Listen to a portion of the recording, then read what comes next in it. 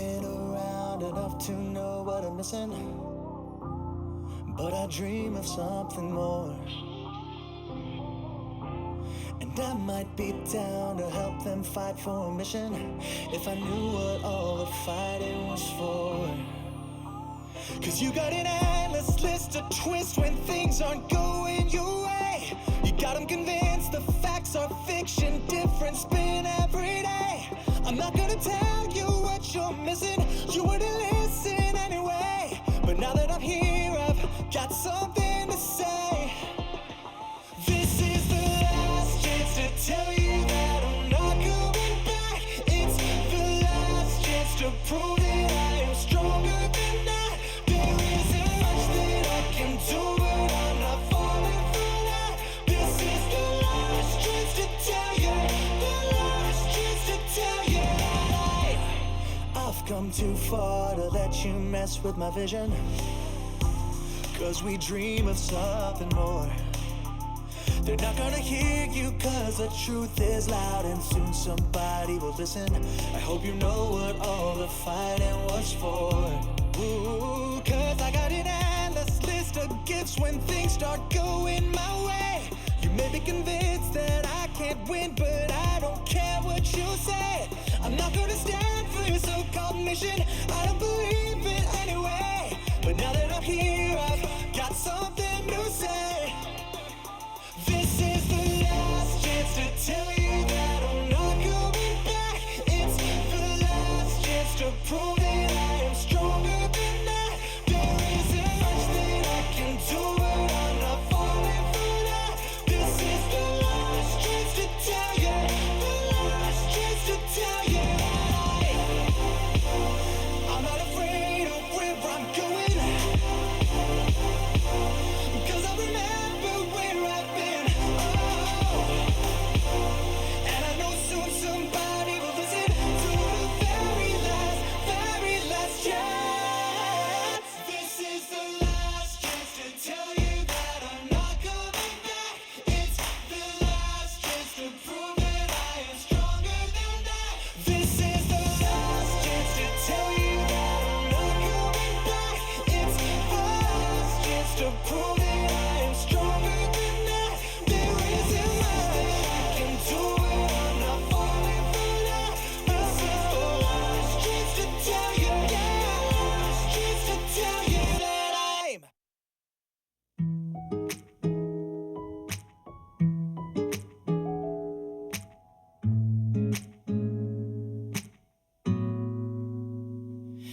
I scrolled down your Insta page, saw a picture that I didn't want to see.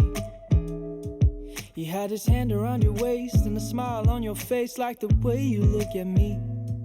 Cause only 8 months ago he was holding your hand, slow dancing and kissing the top of your head. And I don't know how to compete with that, cause you were friends since you were kids, and it still feels like we just only met.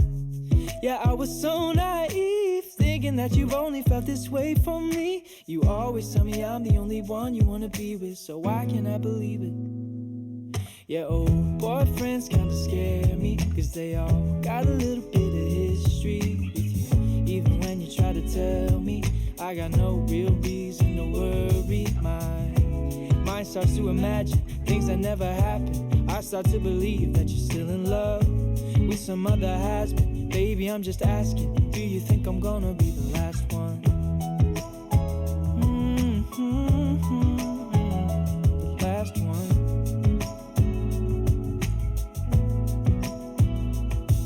I've heard stories about exes calling up brides on their wedding day, professing all the love from a once upon a time that they threw away. And the fear that I'm fighting is constantly rising in the back of my mind, is that you'll finally open up your eyes, that you'll leave me for another guy. Yeah, it's a scary truth that maybe I don't know you in the way they do. You always tell me I'm the only one you wanna be with, so why can't I believe it? Yeah, old boyfriends kinda scare me, cause they all got a little bit of history with you. Even when you try to tell me that I got no real reason to worry, my mind starts to imagine things that never happened. I start to believe that you're still in love some other has been. Baby, I'm just asking, do you think I'm gonna be the last one? Do you think I'm gonna be the last one? Baby, the hardest part is fighting back this anxious heart. But I've come to realize that if we don't have trust, then we might as well have nothing. But old boyfriends still scare me. They all got a little bit of history with you. Even when you try to tell me, I got no real reason to worry. My mind keeps on imagining things I know aren't happening. I start to believe that you're still in love with some other has-been. Baby, I'm just asking, do you think I'm gonna be the last one? Last one. Do you think I'm gonna be the last one?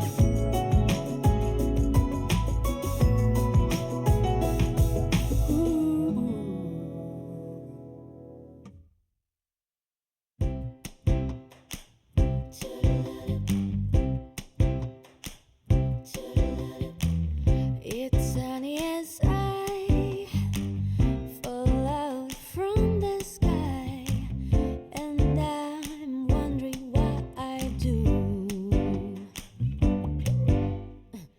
Just a moment ago, been on the perfect legal, kept following birthday view.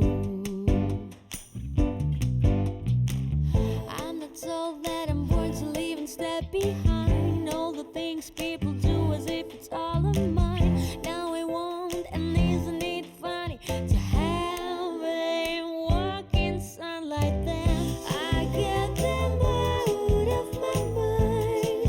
Them all the things I used to do ain't gonna waste my precious time of thinking of what do I do. All trees go blossom, time is flying, days of spring will never come like these. I love the rain, it sounds die. They die away down on the street.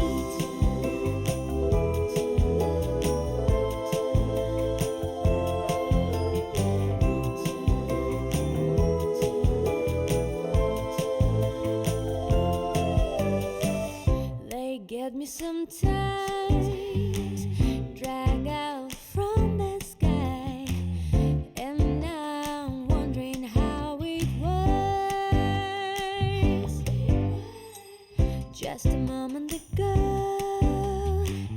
been on the perfect legal, kept following birthday view.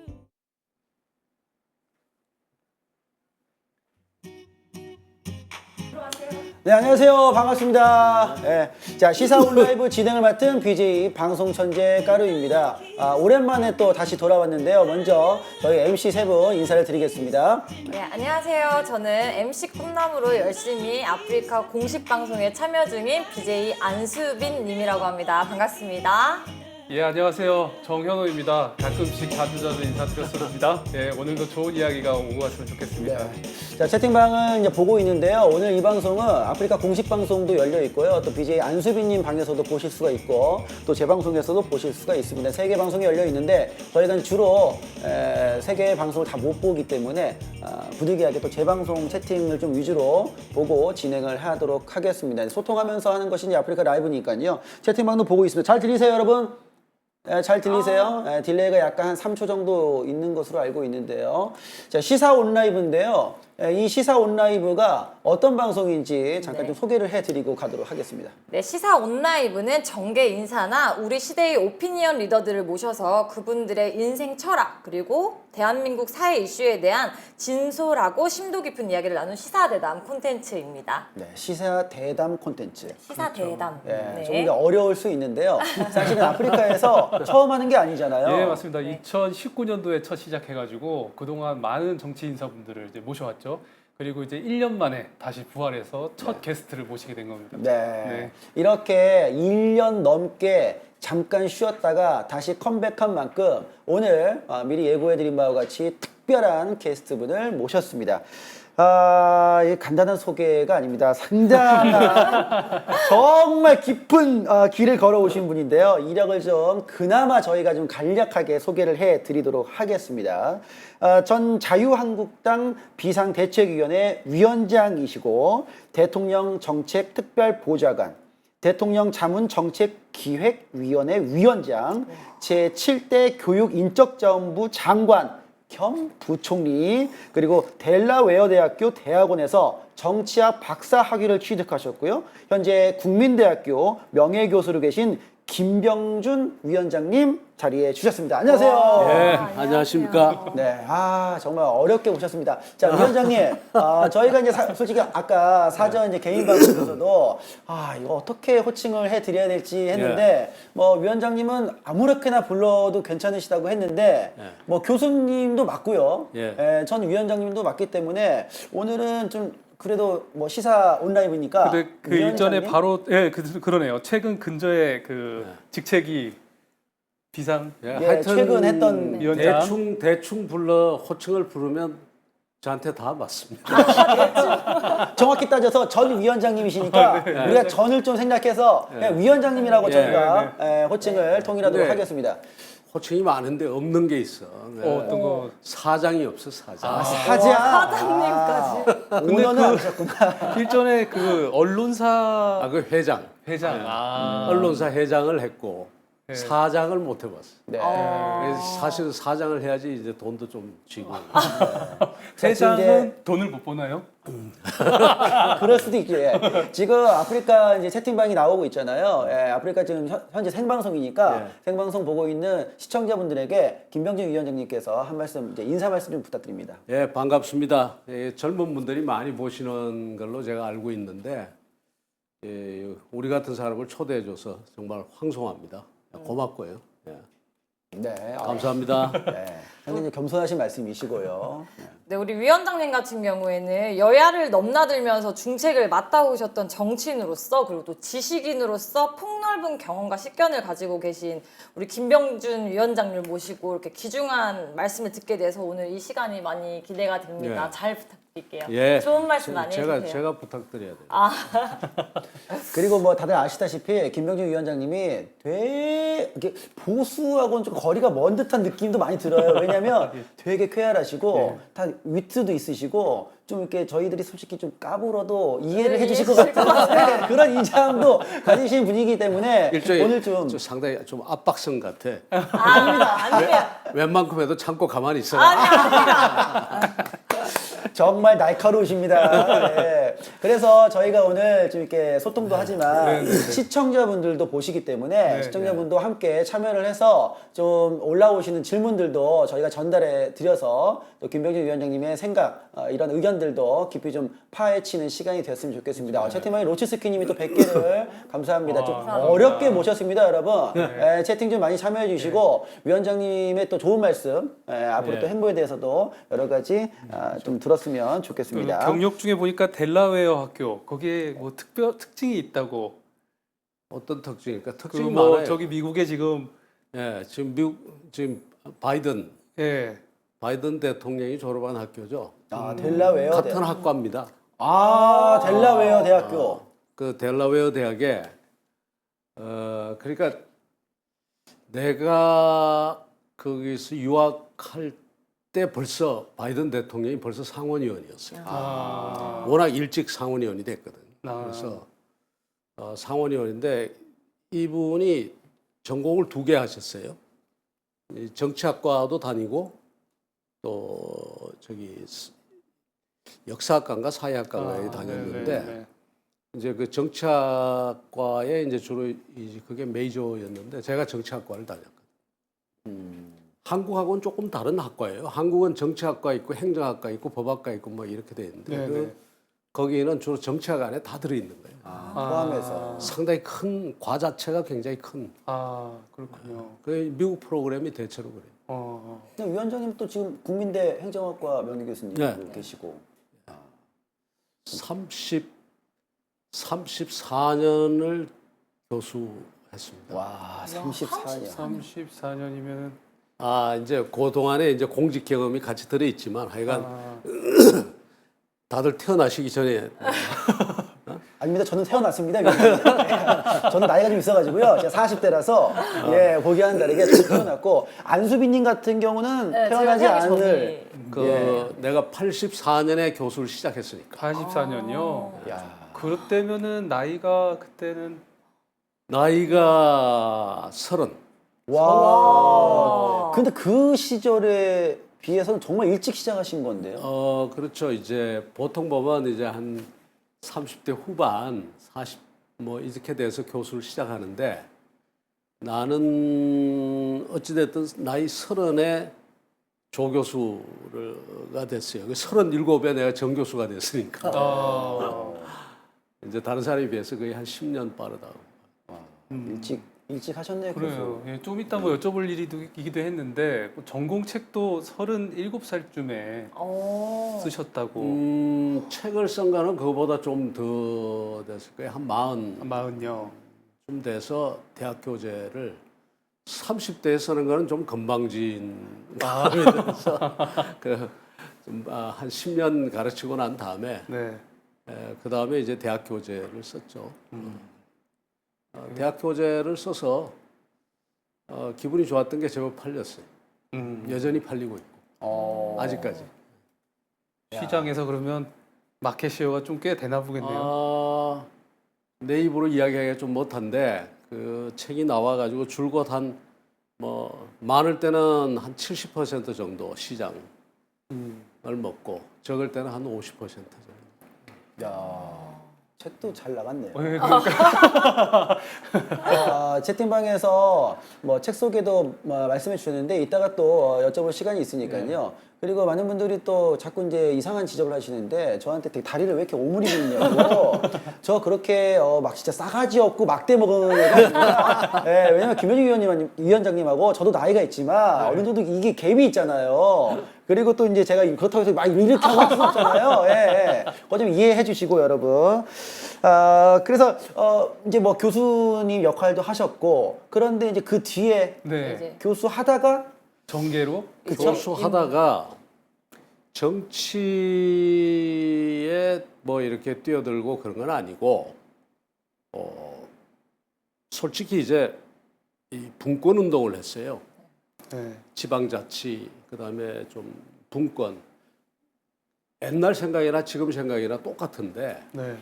나는 이 개인의 자유권이라는 게 굉장히 중요하고 좀 우리 그 모든 사회의 여러 분야들이 좀 자율적으로 움직였으면 좋겠다. 그런 생각을 가지고 이제 분권 운동 같은 걸 했는데 그 분권 운동을 하다가 정말 길바닥에서 만나듯이 이제 노무현 당시 야인이었죠. 네. 그걸 만나가지고 그게 인연이 돼서 나중에 대통령 되시고 난 다음에 내가 정부로 들어갔죠. 그게 이제 첫 번째 그 인연이 쭉 이어져서 이제 정치 그렇죠. 쪽으로. 이제 그 분권 운동을 하다가 뭐 전혀 그 전에는 사실은 전혀 모르는 사이거든. 다만 서로 이제 우연히 만났는데 이야기를 하다 보니까 생각이 똑같은 거예요. 생각이 똑같아가지고 그러면 같이 뭘 좀 해보자. 그래서 같이 연구원도 하고 그러다가 어느 날 갑자기 대통령 출마하시겠다고. 그래서 된다고는 절대로 생각 안 했죠. 근데 나중에 대통령이 되셨잖아요. 네. 대통령이 되는 과정에서 이제 나는 서로 인간관계가 있으니까 자동으로 개입하게 됐고. 왜냐하면은 좀 이상한 이야기지만 우리가 이제 연구원을 하고 있었는데 네. 대통령 출마를 했는데 따로 뭐 사무실 없고 뭐 할 게 없으니까 연구원을 그냥 캠프로 썼거든. 근데 내가 당시에 연구원의 이사장이야. 그러니까 캠프의 이사장이 돼버린 거예요, 갑자기. 그러니까 자동으로 그냥 자동으로 그 선거에 개입을 하게 돼버린. 그리고 실제로 선거 때 이제 일을 좀 했고, 소위 이 당은 당대로 뛰니까 네. 이제 후보들이 보통 보면 다들 자기 개인 캠프를 가잖아요. 예. 이 캠프도 이제 여러 개가 있는데 소위 정책 캠프. 네. 모든 정책을 총괄하는 정책 캠프가 있었는데 그 정책 캠프를 내가 맡아서 운영을 했어요. 그러면 당시에 연구소에서 연구 내용이 뭐 분권만 다룬 건 아니었나 보네요. 분권을 주로 다뤘고 그리고 이제 지방의회 의원들 이제 미국 데리고가서 이제 같이 가서 연수하고 뭐 그랬는데 네. 내가 어디로 다들 모시고 갔냐면 델라웨어 대학으로 갔지. 그래서 델라웨어 대학 가서 정말 왜 그러잖아요. 지방의회 의원들 막 공부하러 간다고 가면은 사실은 공부하러 가는 게 아니고 그냥 관광 가고 막 이러잖아요. 그게 싫어서 내가 프로그램을 만들어서 아주 싸게 만들어 가지고 내가 졸업한 대학에 가서 세계적인 석학들까지 불러가지고 같이 토론하고 공부하고 그랬었어요. 이제 그런 걸 했지. 노무현 대통령하고 같이. 같이요. 그렇게 또 이제 5년 동안 청와대에서 정책실장이랑 참여정부의 핵심으로 일을 하셨어요. 네. 네, 그러면서 노무현 대통령의 왕의 남자, 또 왕의 머리라고 또 이렇게 그때 수식어가 이제 붙어서. 그 왕의 남자라는 게 영화가 있었잖아요. 아, 네, 그 그렇죠, 그렇죠. 그 이제 그것 때문에 이제 왕의 남자, 그다음에 왕의 머리, 뭐. 그 이제 그 말은 뭔가 하면 이제 내가 정책실장이니까. 정책실장은 지금하고는 청와대가 지금하고도 비슷한 체제지만 좀 다른 게 그때는 정말 그 저 비서실하고 정책실하고를 완전히 분리해서 운영했거든. 이 비서실은 비서실, 정책실은 정책실. 그러니까 이제 주로 내각을 담당하고 국가 정책을 입안하고 하는 건 다 정책실 쪽인데 내가 정책실장을 했는데 여기는 주로 뭐 하는 데인가 하면 주로 머리 쓰는 데거든. 아, 예. 머리 쓰는 데니까. 그 이제 대부분의 이제 국가 정책이 다 이제 정책실에서 미래 전략까지 다 해서 나갔죠. 이제 그렇게 하시다가 그런 이제 별명도 있으셨는데 2016년도죠. 그때 이제 박근혜 정부가 탄핵 앞두고 있을 때 그때 이제 거국 내각 총리로 지명됐다가 뭐 야당에서 협의 절차 생략된 거를 이제 문제 삼아 가지고 청문회 개최 반대해 가지고 지명이 취소가 됐던 적도 있었는데요. 그렇지. 이제 취소라기보다는 하여튼 30 며칠인가 지나면은 그게 무효가 되거든요. 그 동안에 이제 청문회가 열려야 되는데 청문회를 못 열었지 당시. 예. 그래서 이제 그 뒤에 진짜 그 헌정사상 최초로 이제 탄핵이라는 거를 이제 대한민국에 있었는데 그 시기에 혹시 그 박근혜 전 대통령하고 오고 갔던 뭐 비하인드 스토리라든가 그런 뭐 대화 이런 게 혹시 있었을까 하고 조심스럽게 비하인드 여쭤보고 싶네요. 스토리라기보다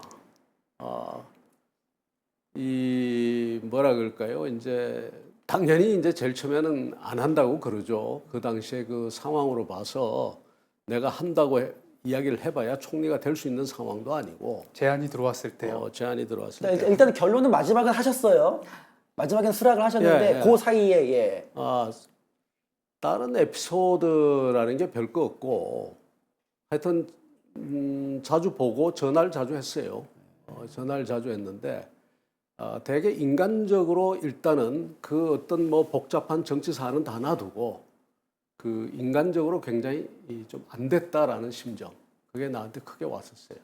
왜냐하면은 워낙이 그때 힘든 상황이니까 청와대 참모진들까지 다 그냥 그만두고 비서실장도 없고 저 이제 그 무슨 저 정무수석도 없고 그러다 보니까 거의 뭐 이렇게 혼자 네. 있는 듯한 그런 인상을 받았고 그런 점에서 상당히 좀 상황이 딱하게 보였던 그런 게 있어요. 그리고 딴 에피소드가 아니라 내가 부탁한 게 있었는데 부탁을 하나 안 들어주신 게 있어요. 어떤 부탁을? 궁금합니다 이거. 그 부탁이 딴 게 아니라 이제 내가 당시에 우리 딸 결혼식이 있어서 결혼식을 마치고 난 다음에 발표를 해달라 했거든. 그런데 워낙이 급했던지 그 결혼식 전에 발표를 해버렸어. 그 바람에 우리 딸아이 결혼식이 엉망이 되거든. 너무 많은 뭐 취재진이나 이런 분들이 오셨나요? 그리고 하객들을 못 오게 하고 아, 하객들을 우선 다 못 오게 하는 과정이 굉장히 이제 힘든 과정 중에 하나고 그것뿐만 아니라 이제 하객보다 그러다 보니까 하객보다 기자들이 더 많이 와가지고 그러니까 이제 이 딸아이 결혼식을 좀 그 아이들은 좀 이상한 이야기지만 나 때문에 고생을 너무 많이 한 애들이란 말이에요. 그 아버지가 공직에 있다 보니까 정말 힘들거든. 심지어 뭐 학교도 제대로 못 나갈 때도 있고 왜냐하면 이름이 알려져 가지고 학교에서 자꾸 이제 화제가 되니까 아, 못 나가고 그다음에 뭐 또 하여튼 이런저런 그 너무 나 때문에 피해를 많이 본 애들이라서 결혼식이라도 제대로 좀 하고 싶었는데 그걸 못 했어요. 네. 그때 따로 그때 그렇게 부탁을 그 결혼식 이후에 하자고 따로 부탁을 드렸던. 네, 사이가- 내가 이제 부탁을 드렸지. 네. 그렇게 또 하기로 약속을 했는데 이제 막 워낙에 이제 급한 상황이 되니까 발표를 해버리신 것 같아요. 그 바람에 내가 곤란을 좀 겪었지. 그래서 그날 원래 이제 대통령이 발표를 하면 청와대에서 발표를 하면 총리를 내가 그 후보 지명을 받겠다라는 것을 보통 보면 한두 시간 뒤에 그 수락 의사를 밝히거든. 근데 이제 나 같은 경우는 그런 일이 벌어지다 보니까 그날 내가 수락 의사를 못 밝혔어요. 아, 나도 이제 당혹스럽고 또 기분도 좀 그런 거예요. 그래서 결국은 그 다음 날 가서야 내가 수락 의사를 밝혔어요. 네. 이게 지금 여러분, 저도 사실은 제가 이제 아프리카에서 방송을 꽤 오래 했거든요. 한 15년을 했습니다. 네. 그렇기 때문에 저도 이제 나이가 좀 있잖아요. 네. 그 많은 친구들이 이제 젊은 세대들이 더 많이 이제 유입이 되니까 네. 시청자들하고 저하고 나이 차이가 많이 나기 시작하는 거예요. 20살이면 저하고 20년 넘게 차이 나거든요. 그래서 그 친구들이 이제 너무 친근하게 하니까 뭐 그냥 제 이름이 까루니까 까루님, 까루형도 안 하고 까루야 이렇게 반말을 한단 말이에요. 가깝게 지내려고 그런 느낌이 있는데 반대로 이제 오늘 이 시사 온라이브는 이게 한 1년 넘게 쉬었다가 다시 컴백을 해서 하는 거잖아요. 네, 그렇죠. 그래서 어떻게 보면 1회에 김병준 위원장님 모시고 뭔가 아버님 같은 느낌이잖아요. 네. 그죠? 우리 셋이서 아들, 딸 같고 그러니까 아버님 같은 멘트를 해주시는 거예요, 여러분. 그래서 우리가 이제 조금 인생을 더 오래 사셨고 또 이제 정치 쪽도 이제 얘기 들을 게 있으니까 아 그러셨구나 약간 이런 컨셉으로 우리가 하고 있기 때문에 여러분 좀 이해를 해주시고 여기가 어디냐고 아까 물어보신 분들이 채팅방에 계속 많았어요. 여기는 삼성동 프리겁 스튜디오입니다. 아프리카 프리겁 스튜디오. 이 바로 앞에 강남경찰서가 있어요, 여러분. 네. 이상한 채팅하시면 바로 그냥 정보통신망 이용촉진 및 정보보호등하는 법률이 있기 때문에 바로 내려가서 이따가 고소하고 가도록 하겠습니다, 여러분. 매너 채팅 좀 부탁드립니다. 그러니까 지금 이제 얘기 들어보면 네. 위원장님이 지금 고 노무현 전 대통령님 그렇죠. 그리고 또 박근혜 네. 전 대통령님 그리고 이제 지금 현재 또 문재인 대통령님하고 또 약간 연관이 있는 것 같아요, 그렇죠. 현우님. 같이 일했죠. 그죠? 예, 예전에 함께 내각에도 있었고 또 박근혜 대통령 내가 소통도 뭐 하니까. 청와대 같이 있었지. 예. 그리고 세 분을 다 보셨을 텐데 뭐 세 분과 나누면서 나눴던 대화들도 있으실 거고요. 네. 거기서 뭐 기억나는 대화나 또는 영향을 좀 준 내용들이나 이런 게 있으십니까? 아무래도 이제 노무현 대통령하고는 거의 뭐 어떨 때는 아침, 점심, 저녁 뭐 그걸 하루 종일 그런 게 뭐 매일 보고 그러니까 수많은 이야기가 있죠. 그다음 세월도 굉장히 길었고 네.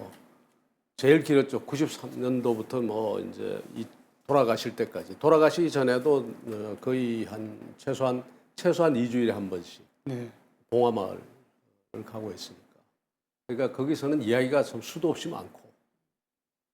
박근혜 대통령은 사실은 그렇게 이야기가 없어요. 왜냐하면은 곧 잠시 기간이니까. 네. 그리고 문재인 대통령은 대화를 거의 안 한 것 같아. 그러니까 같이 일은 했는데 네. 대화는 거의 없는. 이게 지금 이제 팩트 말씀하시는 거죠? 다른 식으로 돌려서 말씀하시는 거 아니에요? 팩트를 이야기하는 거예요. 내가 팩트입니다. 예. 우리가 매일 같이 머리 맞대고 아침에 회의 같이 하고 맨날 그러는데 내가 한번 생각해 봤어. 문 대통령하고 나하고 밥을 한 몇 번 같이 먹었지 생각해 보니까 내 기억나는 게 한 둘이서 밥 먹은 거는 한 2번 정도. 그 정도밖에 안 돼. 그러면 다 공식적으로 일을 하다가 나누는 대화.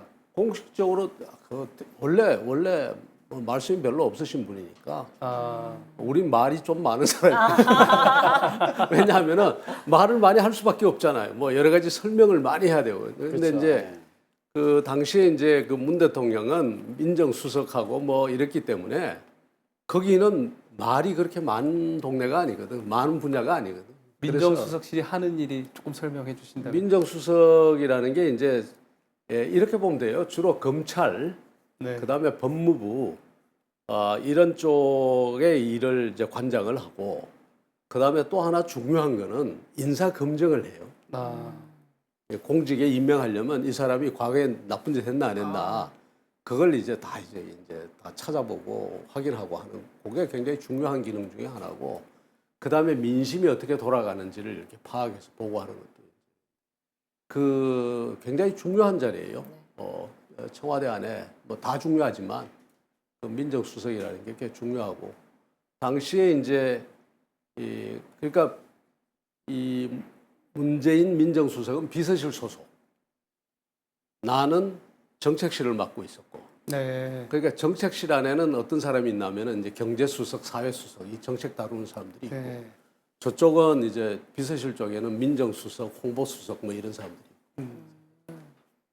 그래서 그러니까 이게 대화를 나눌. 정책 쪽이면 네. 약간 실무적인 쪽에 가까운 거고 그렇지 않겠어요? 꼭 그렇지가 현실적으로? 않아요. 당시는 정책실이 정무 기능도 했거든. 아 그때 당시에는 그러니까 국회를 상대해가지고 의원들 국회 가서 국회 설득하고 뭐 하는 것도 네. 정책실 쪽에. 그러니까 정책을 갖다 팔아야 되잖아. 네. 국회 가서 팔려면 가서 설명해야 되잖아. 그다음에 저쪽에서 또 당에서 뭐 이렇게 정책 제안이 들어오면 그걸 검토해야 되잖아. 그러니까 단순한 그런 게 아니라 정치적인 기능이 굉장히 강해요.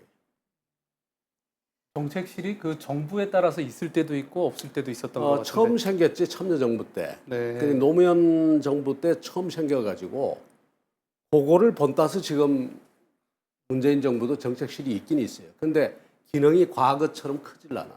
네. 그때는 상당히 그 굉장히 활발하고 또 뭐 소위 말해서 힘도 있고. 근데 지금은 좀 예를 들어서 지금 다들 기억 못 하시고 그때는 모르실 텐데 중학생이었던 것 같아요. 내가 그때는 청와대에서 정책실장이 제일 말하자면 뉴스메이커고 이제 뭐 많이 나가는 거예요. 매일같이 정책 이슈니까. 근데 지금 정책실장이 누군지 모르잖아요. 아, 그렇죠. 그렇죠. 안 네, 나오잖아요. 잘 모르겠네요. 그때는 뭐 매일같이 얻어맞고 하루도 온전한 날이 없었어요. 항상 매스컴의 중심이셨던 매일 얻어맞는 거예요. 뭐 이거 잘못됐다, 저거 잘못됐다. 뭐 맨날 그러잖아요. 맨날 뭐 또 무슨 부동산이 잘못됐다, 그다음에 네. 뭐 그다음에 무슨 물류 정책이 잘못됐다, 환경이 잘못됐다. 매일 그러잖아요. 그 정책이 막 다뤄주는 게 엄청 많지 않습니까? 사회 모든 분야가 있는데. 그러니까 이제 정책실장 같은 경우는 이제 이렇게 하는 거예요. 아침에 출근하면 네. 회의가 아침에 예를 들어서 9시 전에도 회의가 있지만 하여튼 9시에 뭐 토지 문제 관련해서 회의를 시작했다. 네. 그러면 이제 10시에는 환경, 11시에는 복지, 계속 막 이렇게 지금 계속 뛰는 거예요. 사안이 많으면 좀 복잡할 수도 있겠어요. 복잡하지. 예, 그런데 원래 정책이라는 게 복잡하잖아요. 이 다 연결돼 있거든. 이런 이야기 재미없잖아. 그리고 채팅방에서 궁금한 거 있으시면 올려주세요. 저희가 또 중간중간에 읽고서 대신해서 또 질문을 드리도록 하겠습니다. 네, 아까 전에 시작할 때 아까 잠깐 얘기가 나왔던 부분인데요. 우리 위원장님께서 총리 지명이 취소된 후에 또 권력은 잿빛이다라는 서문으로 대통령의 권력이라는 책을 출간을 하셨었어요. 예, 했죠. 네, 그 책은 우리 국민들에게 전하고 싶은 메시지나 어떤 사유로 쓰게 되셨는지 좀 많이 궁금하거든요. 그야말로 권력이 잿빛이라는 이야기를 하고 싶은 거예요.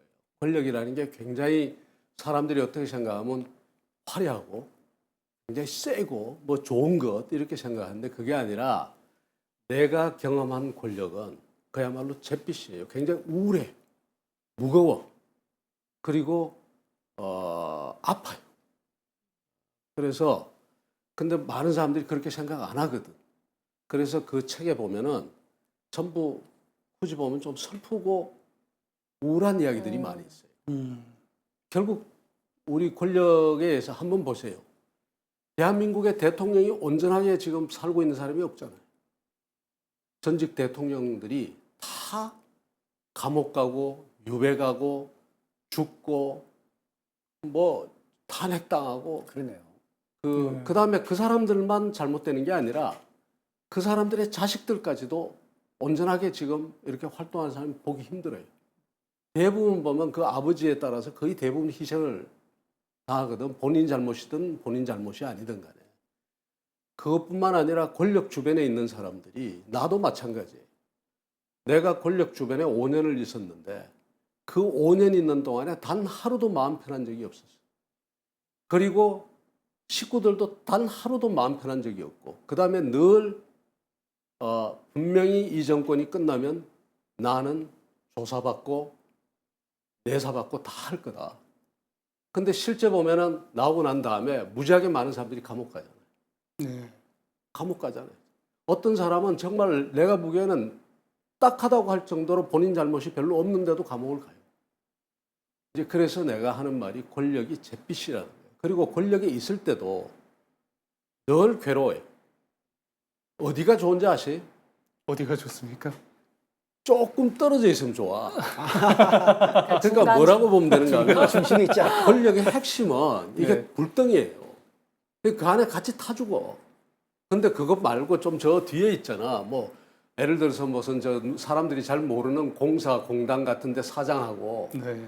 뭐 이런 사람들이 있지. 예. 그런 사람들은 따뜻한 거야. 그냥. 그러니까 이것들은 여러분 이런 것들은 김병진 위원장님이 몸소 경험을 하셨기 때문에 지금 그 깨달음의 끄트머리에서 말씀을 주시는 것 같아요. 근데 성격상 우리는 그 따뜻한 걸 못해요. 네. 성격상 가가지고 아예 안 들어가거나 불덩이 속으로 들어가 버리지. 아예 적당하게 내가 따뜻한 그 저 온기나 좀 쏘이고 여기서 좀 편하게 살자 이걸 못 한다고. 그래서 그 불덩이로 들어갔던 경우 중에 하나가 네. 2018년도 그때 자유한국당인가요? 네. 거기 이제 비대위원장으로 가셨잖아요. 네. 그때 이제 보수 정당으로 이제 합류를 하신 건데 네. 그럼 그때는 또 어떤 계기로 들어가셨는지.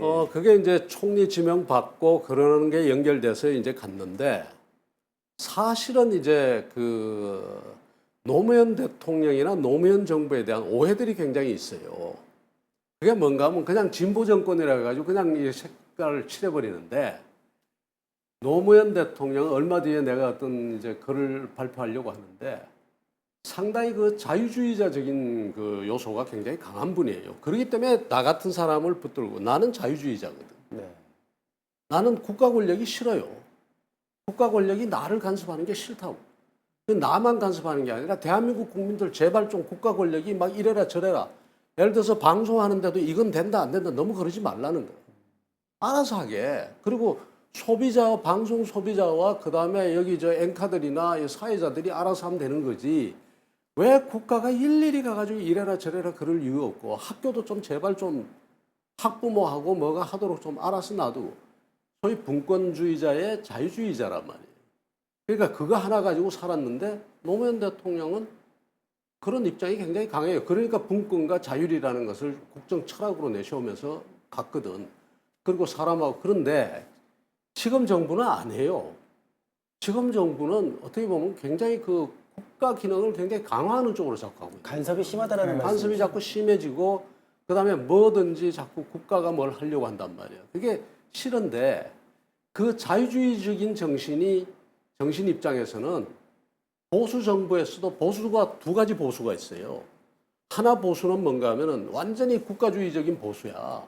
그 언제 좋은가 하면 박정희 대통령 시절 때 전두환 대통령 시절 때 그때 국가가 막 칼지고 막 흔들 때 그때가 좋았단 말이야. 그때가 참 뭐 이런 사람이 있는가 하면 그거 말고 진짜 자유주의자들의 보수가 있는 거예요. 시장 경제, 시장 자율 경제, 그다음에 좀 지방 자치도 하고 그다음에 이 학교 같은 데 간섭도 적게 하고 우리나라 보수는 두 개가 막 이렇게 뒤섞여 있어요. 뒤섞여 있는데 우리 같은 사람은 진짜 개인의 자유권을 확대하는 쪽에 그런 입장을 가지고 있는 자유주의자거든. 그러니까 그런 것이 여기도 있거든. 자유한국당 내에 그 세력들이 있다고. 그러니까 그 사람들에게 힘을 실어주고 그 사람들이 오히려 역사의 전면에 좀 나오도록 하려고 들어간 거예요. 이렇게 자유롭게 놔둬야 된다라는 이제 생각을 말씀해 주셨는데 저는 계속 들으면서 예. 이거 아프리카 TV하고 약간 비슷한 개념. 그랬습니까? 네, 이 아프리카 TV도 여러분 최대한 자유를 우리가 지금 지향하고 있잖아요. 네. 최대한 여러분이 아름답게 뛰어놀 수 있게 그냥 이 마당만 제공하고 그 안에서 우리가 정말 자유도가 높게끔 할 수 있는 여러 가지 콘텐츠가 있잖아요. 말씀 계속 들으면서 엊그저께 윤석열 전 총장이 이제 대선 출마를 했잖아요. 네. 그때 얘기했던 그 자유민주주의 멘트가 갑자기 생각이 생각이 나는데 그 대선 얘기는 조금 이따가 제가 여쭤볼게요. 네. 많은 분들이 지금 채팅방에서 아까부터 계속 대선 얘기하는데 요 뒤에 조금 이따가 여쭤보도록 하겠습니다. 대선 얘기가 나왔으니까 예. 또 현우님도 아시다시피 예. 위원장님도 과거에 낙선한 적이 있으셨다고. 아, 예. 지난 총선인데 그 총선에 대한 얘기도 좀 질문 전에 그 비대위원장 하실 때 아까 자유 철학을 바탕으로 뭐 정립한 또 하나의 대안이 있다고 하시던데. 그 이제 소위 말해서 아이노믹스라고 제가 이제 내놨거든요. 그 아이가 뭔가 하면 개인의 인디비주얼 할 때 아이예요. 그 아이뿐만 아니라 그러니까 개인이 자유로워야 된다는 건데 아이가 많아요. 이니셔티브, 자 개인이 주도하는 것도 아이고, 아이디어, 창의력, 상상력이 이제 생각하는 것도 아이고, 인벤션, 창조하는 것도 아이고, 뭐 그러잖아요. 이노베이션, 혁신하는 것도 아이고. 그래서 개인이 중심이 돼서 우리 사회를 혁신하고 그다음에 창조하고 또 그다음에 우리 사회를 주도하고 하는 이런 철학을 담아서 아이노믹스라는 걸 내놨거든요. 경제 철학으로. 그다음에 정치도 마찬가지. 제발 좀 가서 이렇게 패거리 지어서 자꾸 다니고 그러지 말고 국회의원 한 사람 한 사람의 의원다움을 좀 살려주는 정치. 그래서 심지어 좋은 일이면 그다음에 내가 맞다고 생각하면 내가 상대방 정당이 좀 추진하는 일이라도 나도 거기다가 표를 얹어줄 수 있고 그것이 자연스럽게 받아들이는 정치. 그래서 아이팔리틱스, 아이노믹스 이런 걸 하자고 이제 그때 그 그림을 그려서 내놨죠. 그때 그 그림을 그럼 내놓으시고 또 그것을 이제 실천하는 차원이실 수도 있겠지만 다음 총선 2020년에 세종시에 국회의원으로 출마를 하셨습니다. 네. 결과는 낙선했죠. 네. 낙선했는데 사실은 낙선을 각오하고 가서 낙선한 거죠. 왜냐하면 그게 될 수가 없는 지역이니까. 그렇게 해서 갔는데 사실은 제가 이제 대구를 출마하려고 했죠. 내가 출마하고 싶은 게 아니라 대구 분들이 오라고 해서 갔는데 가서 보니까 제가 있을 때가 아니에요. 왜 아니었을까요? 왜 아닌가 하면 거기는 내가 갈 이유가 없는 게 아무나 가도 되게 돼 있어요. 지금 김부겸 총리가 세다고 김부겸 총리를 좀 꺾어달라고 나를 오라고 했는데 가서 보니까 첫 여론조사에 벌써 나는 제대로 내려가지도 않았는데 내가 20%를 이겨. 두 번째 조사하니까 25%를 이겨. 그거 보고서는 보따리 싸서 올라온 거예요. 도전을 선택하신 거예요. 그러니까 우리 같은 사람은 지금도 그렇게 생각하는데 쉬운 데 가면 안 된다. 아무래도 당연히 어려운 데 가서 이 사람들이 그거 어떻게 생각하는지 모르겠는데 실패의 미학이라는 것도 있고 낙선의 미학이라는 것도 있어요. 꼭 말하자면 돼야지 최고가 아니라고. 그 보기 좋게 떨어지는 것도 좋은 거거든요. 그렇기 때문에 가서 페어플레이하고 안 되는 줄 알면서도 나가주는 거예요. 당시에 공천을 받으셔갖고 선거 거의 임박했을 때 거의 내가 공천 받은 게 30일 전쯤 실제 선거 운동은 25일밖에 못했어요. 그러면 사실상 선거하기가 쉽지가 않았을 근데 텐데요. 내가 가려고 했더니 지역 사정을 물어봐야 되는데 전화할 데가 한 군데도 없더라. 아는 사람이 한 사람도 없고. 그런 지역인데 공무원들은 있지만 공무원한테 내가 전화할 수는 없잖아. 네네네. 그러니까 일반 이제 시민들 중에 내가 아는 사람을 찾아야 되는데 정말 지역 사정이 어떤지 아는 사람이 한 사람도 없다. 그럼 잘 모르는 지역 연결되기가 쉽지 않았었는데요. 그 왜 세종시를 택하셨는지요? 그거는 이제 내가 세종시를 만들자고 한 사람이니까.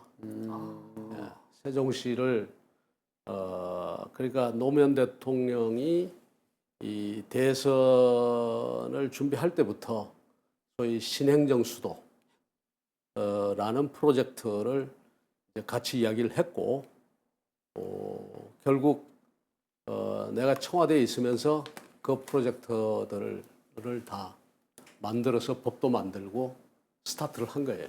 그러니까 세종시에 대해서 그 마음에 일종의 의무감이 있죠.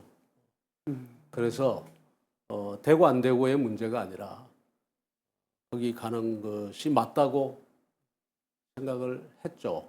그런데 이제 거기가 되게 어려운 지역이에요. 그래서 가서 그런 대로 좋은 경험하고 지금도 여전히 세종에 내가 주소지를 세종에 가지고 있어요. 세종에 집도 있고. 당시에 여러 이제 막 복잡한 상황이었는데요. 그때 여기 이런 말씀하신 분 있어요. 김용호 전 국회의장이 총선 이후에 회고록에서 위원장님을 언급하셨더라고요.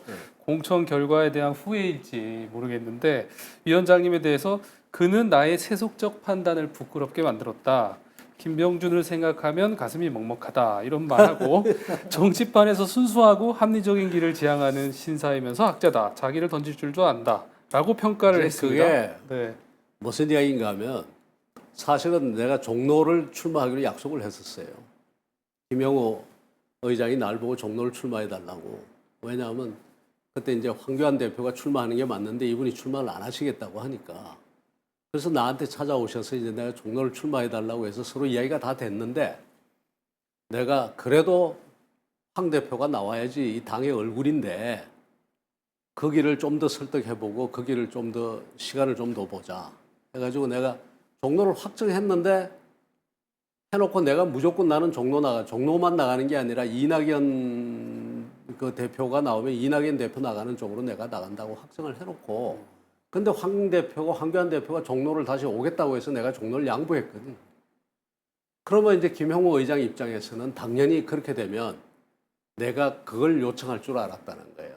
강남이라든가 용산이라든가 나가게 해달라고. 이제 좀 당선이 좀 쉽게 당선될 수 있는 지역을 그럼 달라고 할 줄 알았는데 오히려 제일 당선 가능성이 없는 지역을 내가 가겠다고 하니까 그래서 세속적 판단을 이제 그래서 자기를 던질 줄 안다라고 말씀을 하시는 네. 거네요. 근데 그게 그래요. 아까 말씀드린 것처럼 내가 잘못 생각하고 있는지 모르지만 우리가 젊은 분들한테도 제가 이야기하고 있는데 실패의 미학이라는 게 있고 낙선의 미학도 있고요. 다 그 아름다움이 있는 거예요. 노무현 대통령 보세요. 부산서 가가지고 몇 번을 떨어져. 그런 미학을 그런 것을 우리가 높이 살 줄 알아야 되는 거거든요. 근데 정당이 내가 지금 이 어떤 정당이 하는 일 중에 굉장히 마음에 안 드는 것 중에 하나가 한 두어 번 떨어졌다고 그냥 상습적 낙선자다 해가지고 치워버리고 이러거든. 이건 안 되죠. 그 어떤 사람이 거기 도전해가지고 그 사람이 정말 잘못이 아닌다 하면은 떨어지고 또 그러면서도 또 다시 가서 또 한번 도전하게 해주고 이래야 되는데 그런 게 아쉽더라고. 그럼 저는 이제는 더 이상 출마할 일 없습니다. 세종에. 세종에는 세종에는 한정격 조사. 세종에는 정하셨어요. 세종에는. 세종에는 나왔습니다. 세종에 이제 총선에 이런 데 출마할 일은 없어요.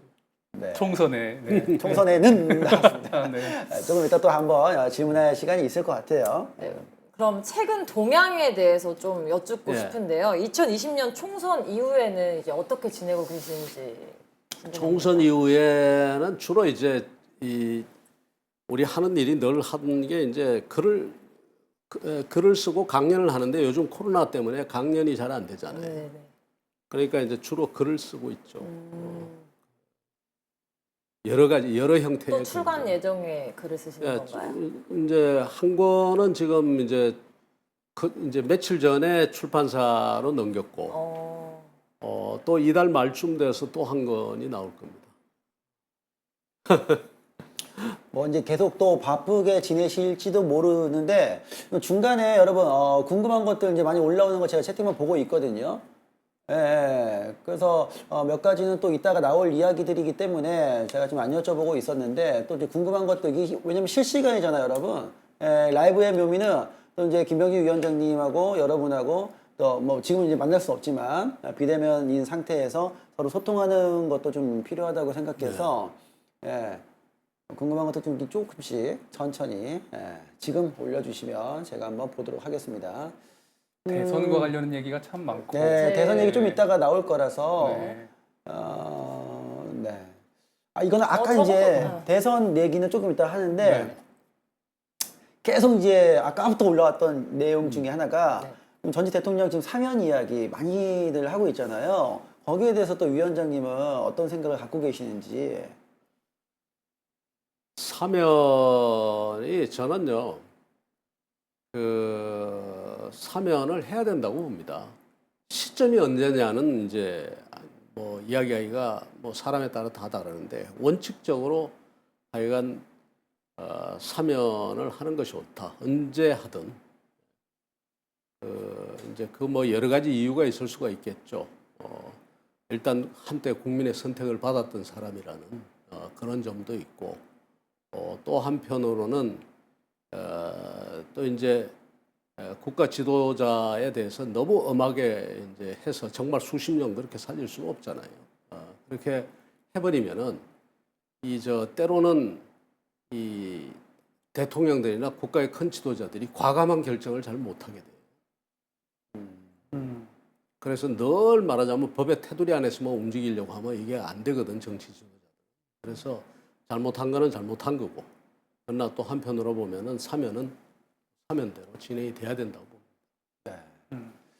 그리고 또 중간에 아까 이제 잠깐 소개를 해드렸는데 아까 권력이 잿빛? 예, 아까 그 책이 있었는데 그 책 말고 또 있었어요. 그 책 말고 위원장님이 2019년 말에 아빠 세상에서 가장 무거운 이름 이 책을 또 출간하셨는데 제가 굉장히 아끼는 책입니다. 예, 이 책을 그러니까 그 따님들에게 보내는 그런 어떤 아빠가 주는 어떤 선물 그런 저서 이런 느낌으로 쓰셨다고 했거든요. 아이가 안 생겨서 몇 년 동안 정말 아이를 가지고 싶은데 아이가 안 생겼어요. 그러다가 이제 우리 큰딸이 태어난 거예요. 태어나가지고 그 아이를 키우고 그러다가 곧 둘째가 태어났는데 그 아이를 기르면서 내가 내 스스로에게 그런 약속을 했어요. 이 아이들이 독립해서 성장해서 독립해서 나갈 때가 되면 결혼을 하거나 아니면 뭐 홀로 독립을 해서 나가면 내가 무슨 마음으로 이 아이들을 낳고 어떻게 키웠는지에 대한 긴 편지를 한 장 써줘야 되겠다. 늘 이제 그 생각을 하고 있는 거예요. 그러다가 이제 정말 두 아이가 시집을 다 갔어요.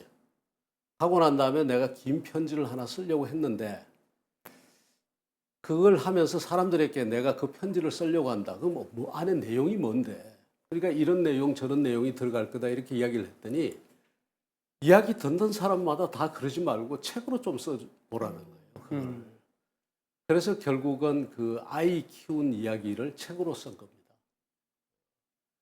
이제 어릴 때부터 안에 내용에 보면 이제 뭐 좀 독특한 이야기들이 있어요.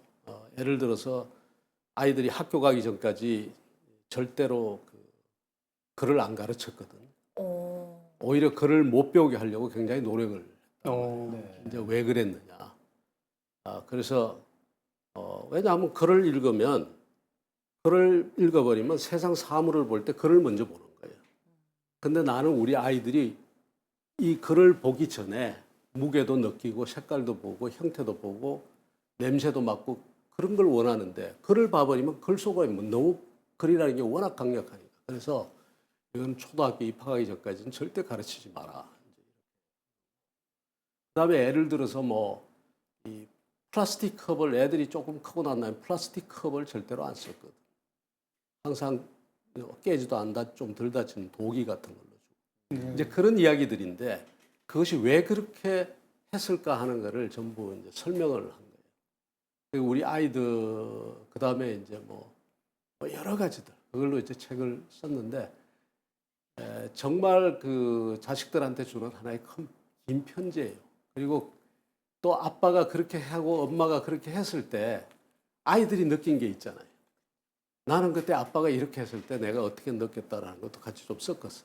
이렇게 쓴 책인데 내가 책을 한 10권 지금 이제 10권째를 쓰고 있는데 그중에서 가장 아끼는 책입니다.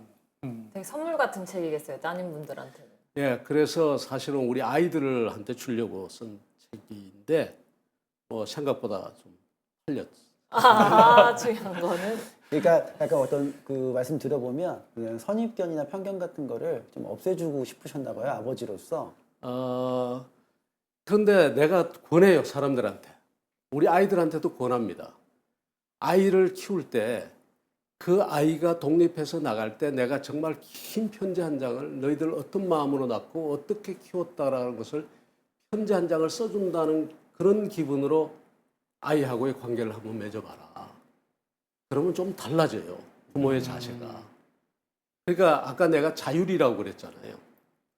맡겨둔다는 건데 예를 들자면 이런 거예요. 그 책에 있는 이야기입니다만 내가 평생 그걸 안 했거든. 좀 개인 이야기가 돼서 못하지만 아이가 집에 늦게 들어온다고 그 늦게 들어오는 데 대해서 내가 혼을 내거나 뭐 매를 든다거나 그런 적이 없단 말이에요. 그런데 뭐를 하는가 하면 나는 평생 아이들이 들어오기 전에는 절대 잠을 안 자는 거예요. 그러니까 아이들은 12시가 넘어 1시가 돼서 들어오는데 분명히 아빠가 자기를 기다리고 있다는 것을 알아요. 그리고 그 아빠한테 인사는 하고 가서 자야 될 거 아니에요. 그러면 술을 마셔도 완전히 정말 인사불성이 되도록 마시지는 않잖아요. 스스로 컨트롤을 하고. 그 다음에 이제 들어온다든가 이런 거고. 그 다음에 뭐 애들 보고 문화 같은 걸 뭐 일부러 익혀라가 아니라 애들한테 돈을 주고 그림을 사오게 한다든가. 이렇게 해서 미술 공부를 제대로 하더라. 이제 나름대로 그런 것이 왜 그렇게 나오는가 하면 내가 한편으로 보면은 이 아이들이 나중에 시집을 갈 때 내가 그 긴 글을 하나 써줘야 되겠다는 마음이 있으니까 나도 계속 고민을 하는 거예요. 이 아이들한테 내가 어떻게 해줘야 되는지. 그래서 권합니다. 실제로. 그 아이들한테 긴 편지를 한 장 써준다고 생각하고 평상시에 아이들을 한번 대해보라. 그 책 발간하실 때 말씀하시기를 그 보수의 시작이 가족에서부터 시작이다. 가정에서부터다. 보수의 시작이 보수의 기본 정신은 제가 말씀드린 자유와 자율이고요. 이거 부정하는 사람은 그건 보수 아닙니다. 그건 엉터리 보수예요.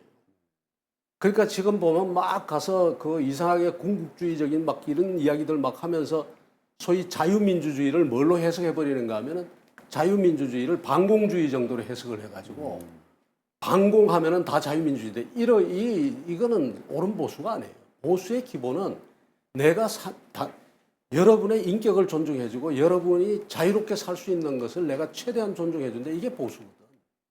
그가 마찬가지로 그 가치에 있어서는 그런 자유가 제일 기본이고 그 다음에 보수의 출발은 어디서부터 출발하는가 하면 자기 가족이라고 하죠.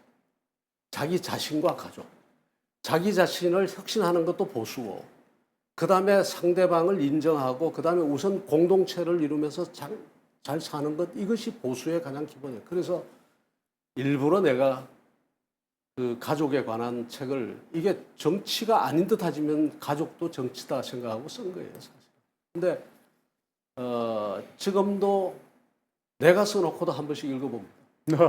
예. 혹시 위원장님 앞으로 또 책 더 쓰실 의향이? 지금 쓰고 있고요. 한 권 지금 막 썼고 지금 또 이제 이달 말쯤 되면 한 권 나오는데 이번 책은 아주 좀 격렬합니다.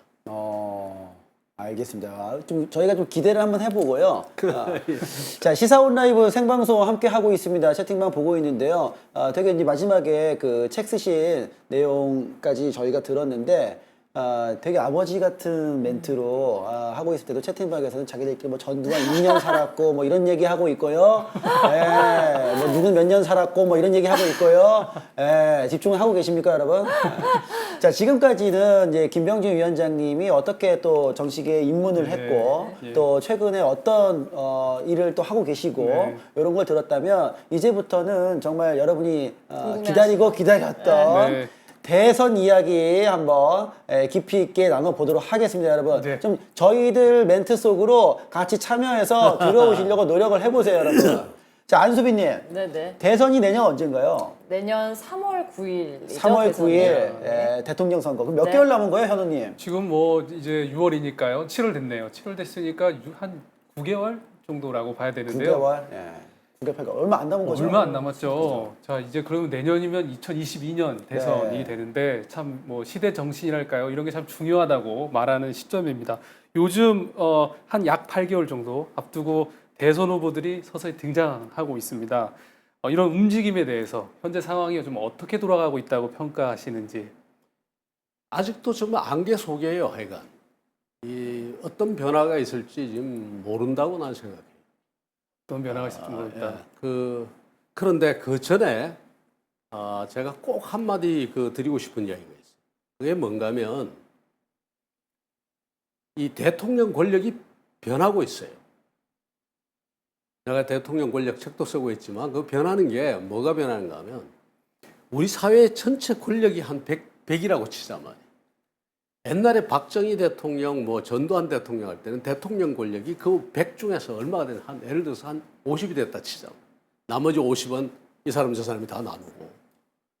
지금 와서 지금 오늘날에 있어서 대통령 권력이 얼마냐라고 보면 내가 봐서 50도 안 돼요. 5도 안 되고 10도 안 된다.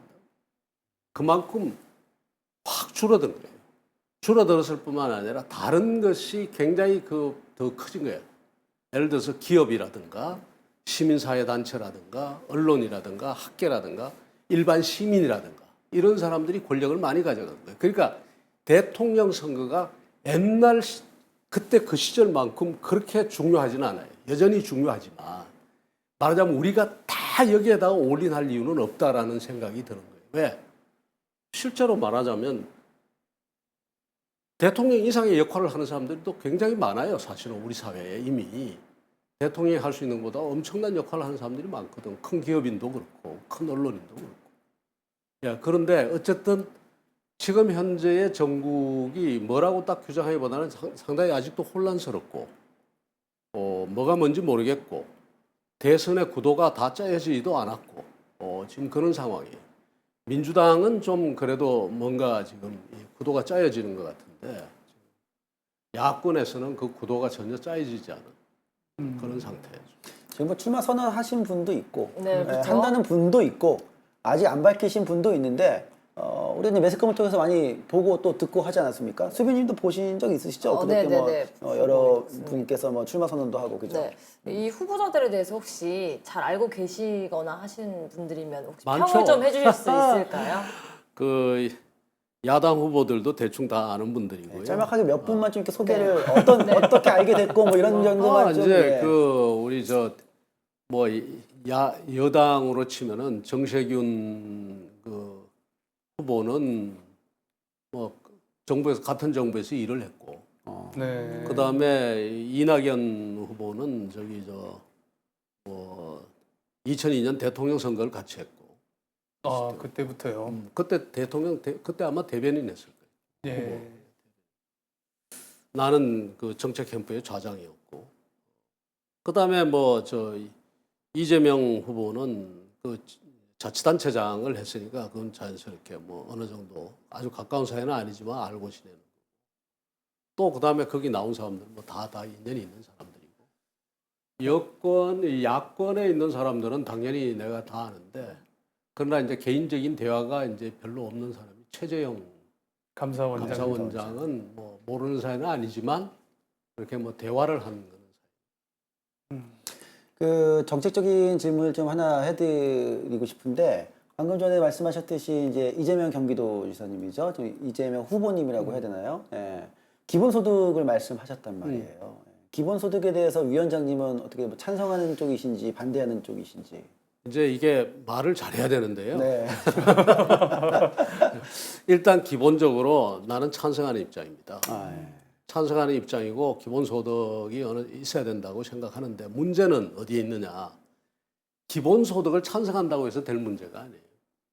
기본소득 안에 아주 극좌적인 처방이 있고 극우적인 처방이 있어요. 그래서 기본소득은 극좌도 기본소득을 이야기하는 사람이 있고 극우의 인사도 기본소득을 이야기해요. 예를 들어서 우파 인사 중에서는 자유시장 경제의 세계에서 최고의 자유시장 경제주의자들 프리드만이라든가 하이եկ이라든가 이런 사람들도 기본소득을 이야기를 했어요. 또 좌파들은 더 말할 것도 없고 그렇기 때문에 어떤 내용의 기본소득이냐에 따라서 차이가 나는 거예요. 기본소득 그 자체는 나는 앞으로는 있을 수밖에 없다, 해야 된다라고 봐요. 왜 그러냐? 앞으로요 고용을 다 확보하기가 굉장히 힘이 들어요. 사람들마다 다 일자리가 있어가지고 일자리를 가지고 다 일을 하면 좋은데 어쩔 수 없이 우리가 아무리 노력을 해도 지금 이렇게 자동화되고 인공지능화돼가는 세상 속에서 우리 전 인구가 다 고용이 필요한 사람에게 고용을 다 제공한다. 이게 힘들거든. 그러니까 여러 형태로 하여튼 기초적인 생활을 하게끔 하는 그런 제도가 필요하다고 보는 거예요. 그러면 말씀드려보면 그 현재 진행되고 있는 이 복지를 조금 더 넓혀가는 쪽으로 기본소득이 돼야 된다고 생각하시는 건가요? 나는 아주 독특한 입장인데요. 다른 사람하고. 아까 제가 자유를 굉장히 중시한다고 했잖아요. 그 자유가 가장 그 우리 김병준이라는 사람이 생각하는 그 모든 정치적 사고의 중심에 있는데 그것과 동시에 그 자유는 뭐가 확보된 자유라 해야 되는가 하면 사회 안전망이 확보된 자유라야지 된다고 생각하는 거예요. 그러니까 뭔가 하면 자유롭되 오히려 사회복지라든가 이런 것은 지금보다 조금 더 강화돼도 된다. 이렇게 생각을 하는 거예요. 그 안전망이 확보된 상태에서 이렇게 물으면 그게 어떻게 가능하냐고 물어요. 어떻게 말하자면 안전망이 확보되면서 자유로울 수 있느냐. 아니 그래서 도로 내가 반문을 해요. 그런 나라들이 있지 않냐. 예를 들어서 스웨덴이 어떤 나라냐. 복지국가로만 알고 있는데 아니에요. 스웨덴은. 시장주의 국가고 시장 자유도가 세계에서 가장 높은 국가 중에 하나예요. 그 다음에 캐나다 같은 데도 사회복지는 사회복지대로 확보되면서 경제는 오히려 미국만큼 자유롭다. 충분히 가능하거든. 그래서 한편으로는 자유주의 정신을 굉장히 존중하면서 그것이 안전망이 확보돼요. 그래서 사실은 사회복지가 지금보다 더 확대돼야 된다. 더 커져도 좋다라고 하는데 다만 돈을 쓸 때 써야 되지 아무데나 돈을 써서는 안 되거든. 그러니까 예를 들어서 다른 나라 같으면 뭐부터 싸게 하는가 하면은 대학 등록금부터 없애는 거예요. 근데 우리는 아니잖아 지금. 돈을 갖다가 계속 하면서 대학 등록금 같은 거는 그대로 그냥 계속 유지하고 있잖아요. 이런 복지 말고 진짜 우리 사회를 위해서는 사회비 내지는 복지비 지출한다면 교육비, 훈련비 이런 거부터 좀 국가가 확 줄이거나 아니면 거의 없애버리는 이런 형태로 가야 된다고 생각합니다. 제 대선 시즌에는 참 이런 다양한 논의들이 시작돼야 될 텐데 이 대통령 후보들이 사회를 바꾼다는 이제 비전들을 발표하고 있지 않습니까? 많은 후보들도 지금 앞으로 또 이런 얘기들을 많이 할 텐데 어떤 지도자가 좋은 지도자라고 보시고 또 지도자를 가르는 기준 뭐 이런 게 있을까요? 지금은요, 날 보고 이야기하라면은 우리 국가에 할 일이 굉장히 많거든. 뭐 그러니까 어느 정도 비전을 갖추고 있어야 되는데 비전 갖춘 지도자를 지금 보기가 힘이 들어요. 그래서 어찌됐든 가서 뭐 그건 나중에 해결한다 하더라도 우리 사회가 산적한 문제들이 있잖아요. 일자리도 만들어야 되고 뭐 온갖 그 산업도 발전시켜야 되고 다 해야 되는데 이 일을 대통령이 못 하거든. 대통령이 혼자 할 수 있는 게 아니에요. 누가 해야 되는가 하면은 온 국민이 다 덤벼서 해야 되거든. 온 국민이 다 덤벼서 해주려면 어떻게 해야 되는가 하면 사람을 풀어줘야 된다고. 열심히 해봐라. 드론도 띄워보고 그 다음에 이런 실험도 해보고 국가가 자꾸 하지 말라고 그러지 말고 이런 실험도 해보고 저런 실험도. 그래서 그런 자유주의적인 사상을 가진 사람이 나는 필요하다고 보고 뿐만 아니라 내가 뭐든지 자기가 하겠다고 자기가 칼 들고 나가겠다고 하겠다가 아니라 다른 사람들, 사회 제세력들이나 모든 사람들이 다 같이 할 수 있던 화합을 할 수 있는 인물. 이런 사람이 필요하다고 봐요. 상대를 적으로 만들어가지고서는 일을 할 수가 없어요. 온 국민이 지금 다 뛰어도 우리 국가를 지금 제대로 새롭게 말하자면 세계의 중심으로 갈까 말까 한데 반을 제껴놔버리고 매일같이 싸움하고 있어가지고 언제 그렇게 우리가 미래로 갈 수 있겠어요. 그건 안 되거든. 지금 시점에 좋은 지도자는 뭔가 자율의 사상의 가치를 이해하고 나는 대한민국 국민을 우선 대한민국 국민이 위대한 국민이라는 걸 알아야 돼. 지도자가. 대한민국 국민이 위대하다라고 생각하고 거기에 대한 확신이 서야지 그 위대한 국민을 뛰게 하는 거예요. 이 대한민국 국민이 어리석고 사납고 형편없는 국민이라고 생각하면은 늘 정치 권력을 쥐거나 행정 권력을 쥔 사람은 뭔가 하면 이걸 가르치려고 하고 이것을 지도하려고 하고 이것을 감시하려고 하고 이것을 규제하려고 하고 감독하려고 하고 이런단 말이에요. 그게 아니라 대한민국 국민들은 정말 좋은 국민들이고 위대한 국민들이기 때문에 이 사람들 좀 놔둬봐라. 국가가 자꾸 가지고 이래라 저래라. 학교 만들면은 학교를 이렇게 만드는지 저렇게 만드는지 보고 이것을 인가하고 허가하고 막 하나하나 조사해가지고 그러지 말고 이런 학교든 저런 학교든 마음대로 좀 만들게 해가지고 애들 한번 가르쳐 보게 하라 이거예요. 그렇게 하면은 학교끼리 경쟁해서 좋은 학교 나올 텐데 왜 국가가 요런 교육을 시키면 요런 교육 시키는 것만 학교고 이런 교육 시키는 안 시키는 건 이건 학교 아니고 왜 그러느냐 이게. 좀 자유롭게 두자. 그런데 요 말은 꼭 해야 되겠어요. 자유에 대한 확신을 가지고 그다음에 자유를 확보하게 해주려면 어떻게 해야 되는가 하면 인내를 할 줄 알아야 돼. 제일 처음에 사람들 가만 놔두면 막 싸우거든. 싸우고 자기 것 챙기고 막 한단 말이야. 하다가 어떻게 되느냐. 해보면 야 이거 내 것만 챙겨 먹어가지고서는 이게 내가 오히려 세상이 어지러워지고 나도 손해보는구나. 그 다음에 상대방이 넘어졌을 때 저 친구를 이렇게 줘서 나하고 같이 가야지 결국 같이 가고 이렇게 되거든. 그러니까 그 정신이 일어날 때 그게 자율인데 자유가 자율의 정신으로 이렇게 살아날 때까지 좀 기다려줄 줄 알아야 되는데 사람들이 못 기다려. 사람들 놔뒀는데 조금 싸운단 말이야. 그러면 그게 총칼 들고 가가지고 이제 지금부터 내가 너들 말이야 감독할 테니까 꼼짝 마 이런단 말이야. 이러면 안 된다고. 우리 대한민국 국민이 굉장히 좋은 국민이고 위대한 국민이라는 것을 그 정신을 알고 그걸 인정하고 그 위에서 나는 뭘 해야 되겠나 생각하면 자기가 대통령이 자기가 직접 하겠다고 나올 필요도 없어. 국민들 표로만 주면은 국민이 저절로 하는 거예요. 그러잖아. 그죠? 난 이런 정신 가진 사람이 필요하다. 말씀 드리니까 채팅방에서도 계속 야 연륜이 묻어나온다 위원장님 막 이런 말씀 올려주시는데 저는 이게 딱 듣는 순간 저한테 이제 대입을 시킨 거예요. 저 BJ니까 우리는 내가 그동안 방송하면서 내 방에 있는 시청자들을 너무 쪼았구나.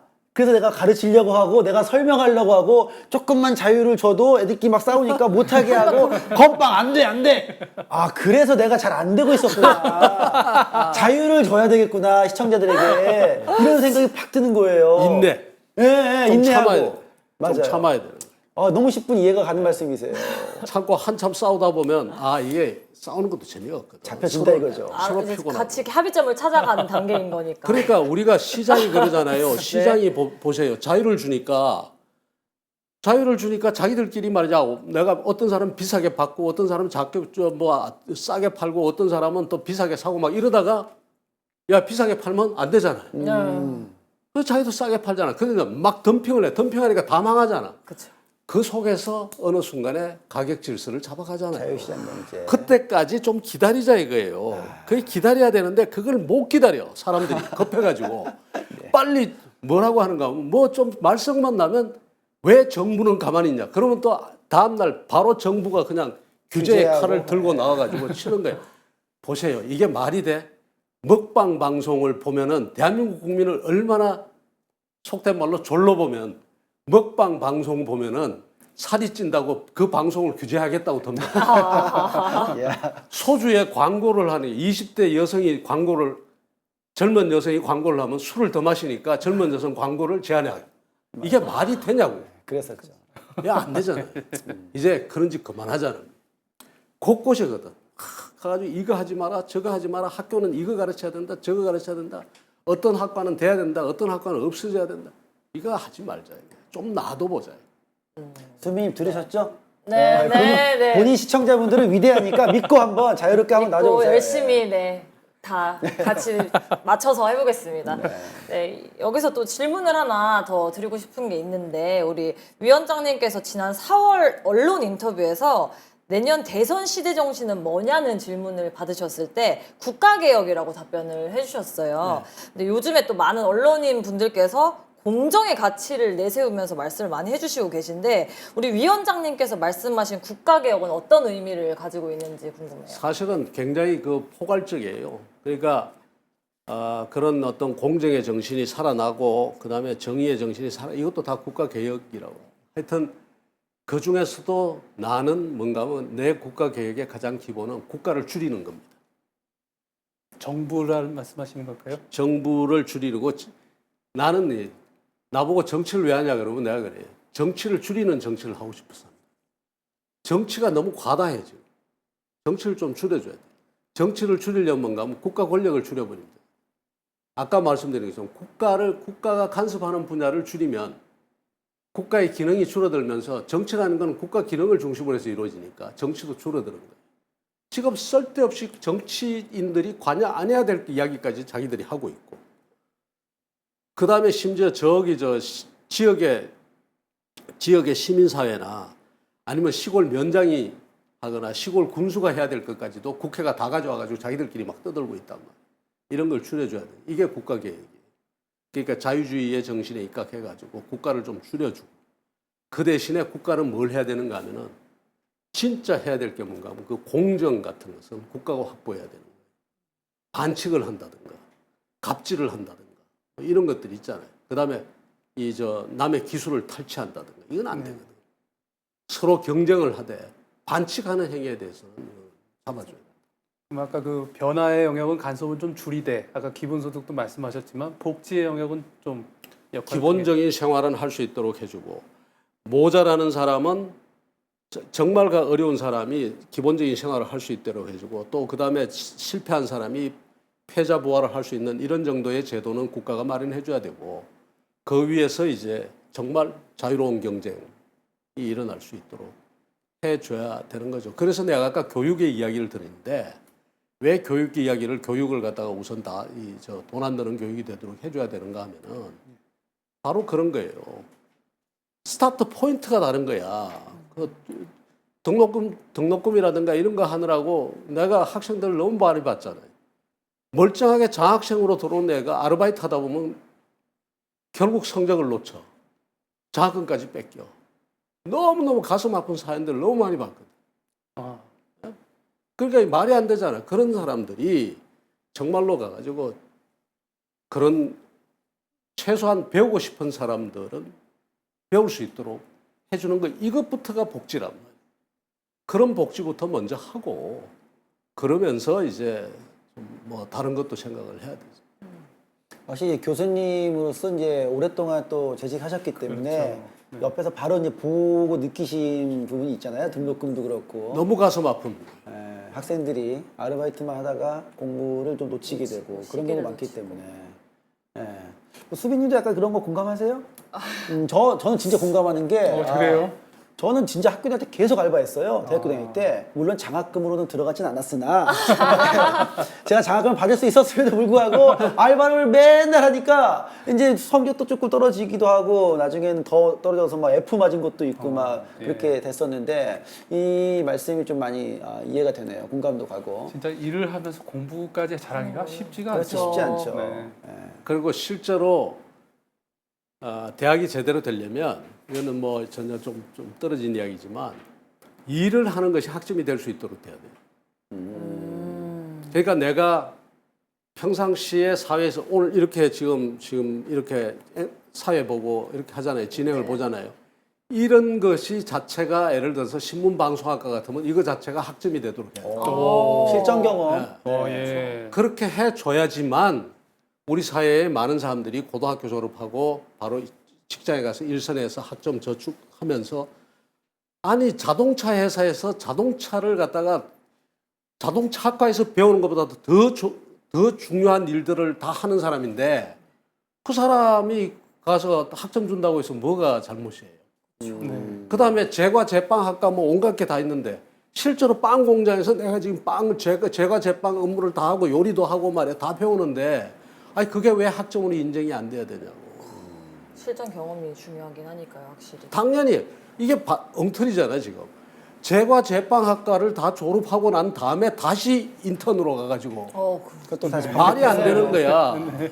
말이 안 되는 거잖아요. 오히려 반대가 돼야지. 제과 제빵 내가 빵집에서 일을 하고 그다음에 제과 제빵 업무를 하면 그거 자체가 학점이 돼버려야 되지. 네. 제트마에서는 뭐 실무로 인정해야 된다 맞는 말씀이시다 이렇게 올라오고 있는데 요 다음에 이제 제가 또 하나 여쭤볼게 저한테 질문하라고 이렇게 써주셨거든요. 정말 이제 조금은 예민한 질문 정말 예. 대선이 진짜 8개월, 9개월 앞으로 다가왔습니다. 네. 내년 3월 9일입니다, 여러분. 많은 대선 주자들이 지금 나오고 있는 상황에서 위원장님께서 한번 이런 말씀을 하셨다고요. 그 대선 주자들의 어떤 철학이나 그들의 어떤 의견 같은 그런 주장들을 좀 이렇게 보고 나도 어떤 역할이 필요하면 할 수 있겠다라고 말씀하신 부분이 있었는데 자 대선 어떤 역할이라기보다도 그냥 딱 집어서 단도직입적으로 여쭤보겠습니다. 대선 출마하십니까? 할 수도 있어요. 할 수도 있어요. 그래 아까 제가 그 말이 연장선상인데 아까 제가 그랬잖아요. 실패의 미학이고다. 이게 뭔가면 우리 사회에서 떠야 분명히 일어나야 할 이슈라든가 논쟁이 돼야 될 것이 논쟁이 돼야 되고 그 다음에 우리 국가의 대선이 있으면 거기에 대해서 국가의 어떤 개조 방향이라는 게 나와야 되는데 누가 이런 것을 뚜렷하게 해가지고 이야기를 해주면 아무 문제, 우리 같은 사람이 필요가 없어요. 근데 그게 아니고 늘 그냥 누가 이기느냐에 그것만 그냥 몰입을 해가지고 그 싸움만 계속 있게 되면은 이건 안 되거든. 이슈를 모빌라이즈 하기 위해서라도 단 1%를 받든 2%를 받든 어떤 이슈를 던지기 위해서라도 출마할 수 있는 거예요. 그래서 지금 보고 있는 거예요. 일단은 가서 누가 무슨 이야기를 하는지 한번 들어보자. 네. 그리고 진짜로 그것이 내면화되어 있는지 안 돼 있는지를 한번 보자. 그리고 그 다음에 예를 들어서 이런 사람이 이렇게 이야기를 해요. 자유를 이야기를 해요. 아, 나는 자유가 좋아서 자유를 갖다 확보하겠습니다. 이렇게 했는데, 근데 들여다보니까 어떻게 확보하고, 그 다음에 뭐가 문제가 돼가지고 자유가 지금 우리 사회의 자유가 그렇게 이렇게 확대되지 못하는지에 대한 문제의식이 없어. 그냥 나는 자유를 갖다 위해서 일하겠습니다. 이런다, 이 말이에요. 이거 우린 불만이지. 불만이잖아요. 그러면 질문을 던져야 될 거예요. 질문을 가장 쉽게 던지는 방법이 뭐예요? 출마해서 한번 버텨보는 거지. 토론을 하면서. 토론하는 것이 아니라 그 출마의 변을 이야기하면서부터 시작해서 왜 출마했느냐는 이야기가 돌면서부터 우리 사회에 그것이 담론을 높인다고. 그러니까 이런 것들이 미학이에요. 내가 세종에 난 떨어졌다고 생각 안 하거든. 떨어지긴 떨어졌는데 내가 가서 세종이 이렇게 발전해야 된다는 이야기를 함으로써 어쨌든 세종시의 사람들이 아 맞아 생각을 못했구나. 예를 들어서 하나 짧게 이야기를 드리겠습니다. 가서 보니까 온통 전부 부동산 가격에 대한 관심밖에 없어. 사람들이 전부 아파트값 올랐나는. 그 다음에 아파트를 어떻게 건설해야 되고 여기에 관심이 있는 거예요. 근데 우리 같은 사람은 다르거든. 가서 도시와 인간의 관계가 어떻게 해야 되는지 여기서부터 근본적으로 생각해보자. 이렇게 도시가 냅다 가지고 28층, 30층 계속 올라가고 그 다음에 여기서 주차난 이게 일어나는 게 이게 새로운 도시로서의 그 위상이 맞나? 이 도시와 인간은 과연 어떤 관계 속에서 살아야 되는지를 근본부터 한번 생각해보자. 이야기가 되잖아요. 그 지금 이야기하기 시작하는 거예요, 젊은 사람. 네. 떨어졌지만 새로운 담론이나 새로운 구도는 나가는 거예요.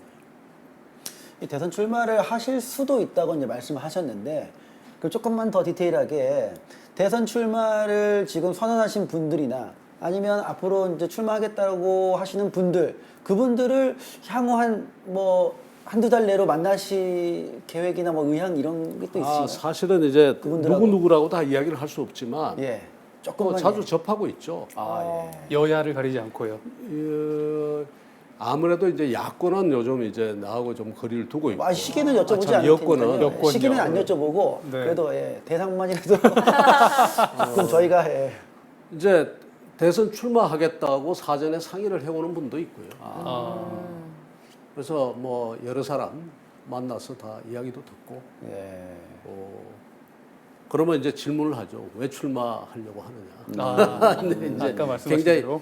굉장히 아주 일반적이지만 상대가 보기에 굉장히 불쾌할 수도 있는 질문이에요. 사실은 왜 출마하시려고 합니까? 이제 우리는 좀 물어보거든요. 물어보는데 예를 들어서 그런 거예요. 문재인 정부를 심판하기 위해서 이렇게 나오면 내 입장에서는 좋은 점수 못 줘요. 좋은 점수 못 주지. 그건 왜냐하면 문재인 정부는 어차피 끝나게 돼 있는데. 끝나게 돼 있잖아요. 그게 아니라 지금 무엇이 말하자면 문재인 정부가 무엇을 잘못했기 때문에 그거는 나중에 나는 어떻게 하겠다라는 거예요. 비전 제시. 나는 어떻게 해야 되는데 왜 그걸 해야 되는지에 대한 자기 확신이 있어야 돼요. 자기 확신이 없으면 안 되잖아요. 자기 확신이 없으면 흔들리거든. 이제 그런 거를 내가 이렇게 물어보고 느끼고 해요. 답변을 해주시는 그런 후보 준비하는 분들 얘기 들어보면 아까 내면화가 되는지 안 되는지 보겠다 이런 말씀하셨는데 들어보면 저 문제의식에 대해서 내면화가 됐다 안 됐다 이런 게 좀 느껴지십니까? 있어요. 말 한마디에도 그런 게 느껴질 때가 있어요. 이제 물론 틀릴 수도 있지만 살아온 인생이 이러니까 이런 하여튼 그런 느낌들. 그 느낌이 있으면 또 확인하고 싶기도 하고. 근데 우리 같은 사람은 아무래도 다 보게 됩니다. 이리 만나든 저리 만나든. 이미 아는 사람도 많고. 후보자들하고도요. 아니면 후보자 주변에 있는 사람들 늘 이제 만나게 되죠. 지금 참 출마 이제 막 시작되고 후보자도 나왔고 윤곽도 나온 것도 있고 또 아직 야권에서는 아직 후보자로 안 나오신 분들도 있는데 그러면 이제 이제 보시기에 지금 현재 후보자들이 어떻게 바꾸겠다 사회를 어떻게 바꾸겠다 이런 말들을 하고 있는데 들어보시면은 저게 지금 충분히 고민된 상태로 말하는 것 같다 아닌 것 같다 아직까지는 없어요. 아직까지는 없다. 아직까지는 없어서 더 좀 그 세부 내용을 좀 더 들어봐야 돼요. 지금은 굉장히 피상적인 이야기들만 나왔거든. 그러니까 좀 더 들어보고 판단해야 될 문제라고 생각돼요. 지금은 이제 전부 말하자면 이 머릿말만 나온 거예요. 머리말만. 근데 머릿말 나오는데도 느낌이 있잖아요. 느낌은 좀 있어. 근데 지금 그런 사람도 몇 명 안 돼. 예를 들어서 뭐 지금 가장 지금 핫한 그 후보 중에 한 사람이 최재형 감사원장 같은 분은 지금 우리 지금 아무것도 모르잖아요.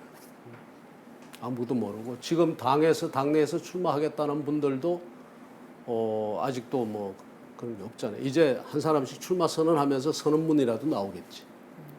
이제 그걸 다 볼 겁니다. 그러면 만약에 다 보시고 판단하고 내가 나서야겠다라고 결정을 하는 시기 어느쯤 시기가 되면 되겠다라고 생각하시는 시점이 있으십니까?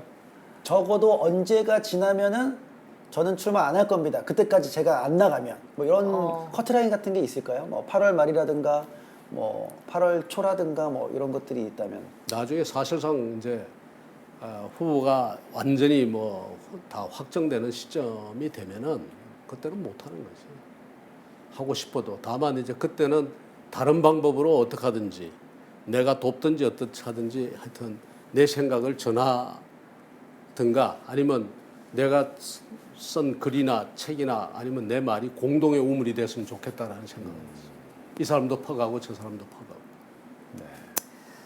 지금까지 위원장님의 인생과 철학에 대해서 저희가 얘기를 나눠봤는데요. 우리 위원장님께서 정치를 그만두시게 된다면은 혹시 어떤 일을 하게 될지 계획을 세워두신 게 있을까요?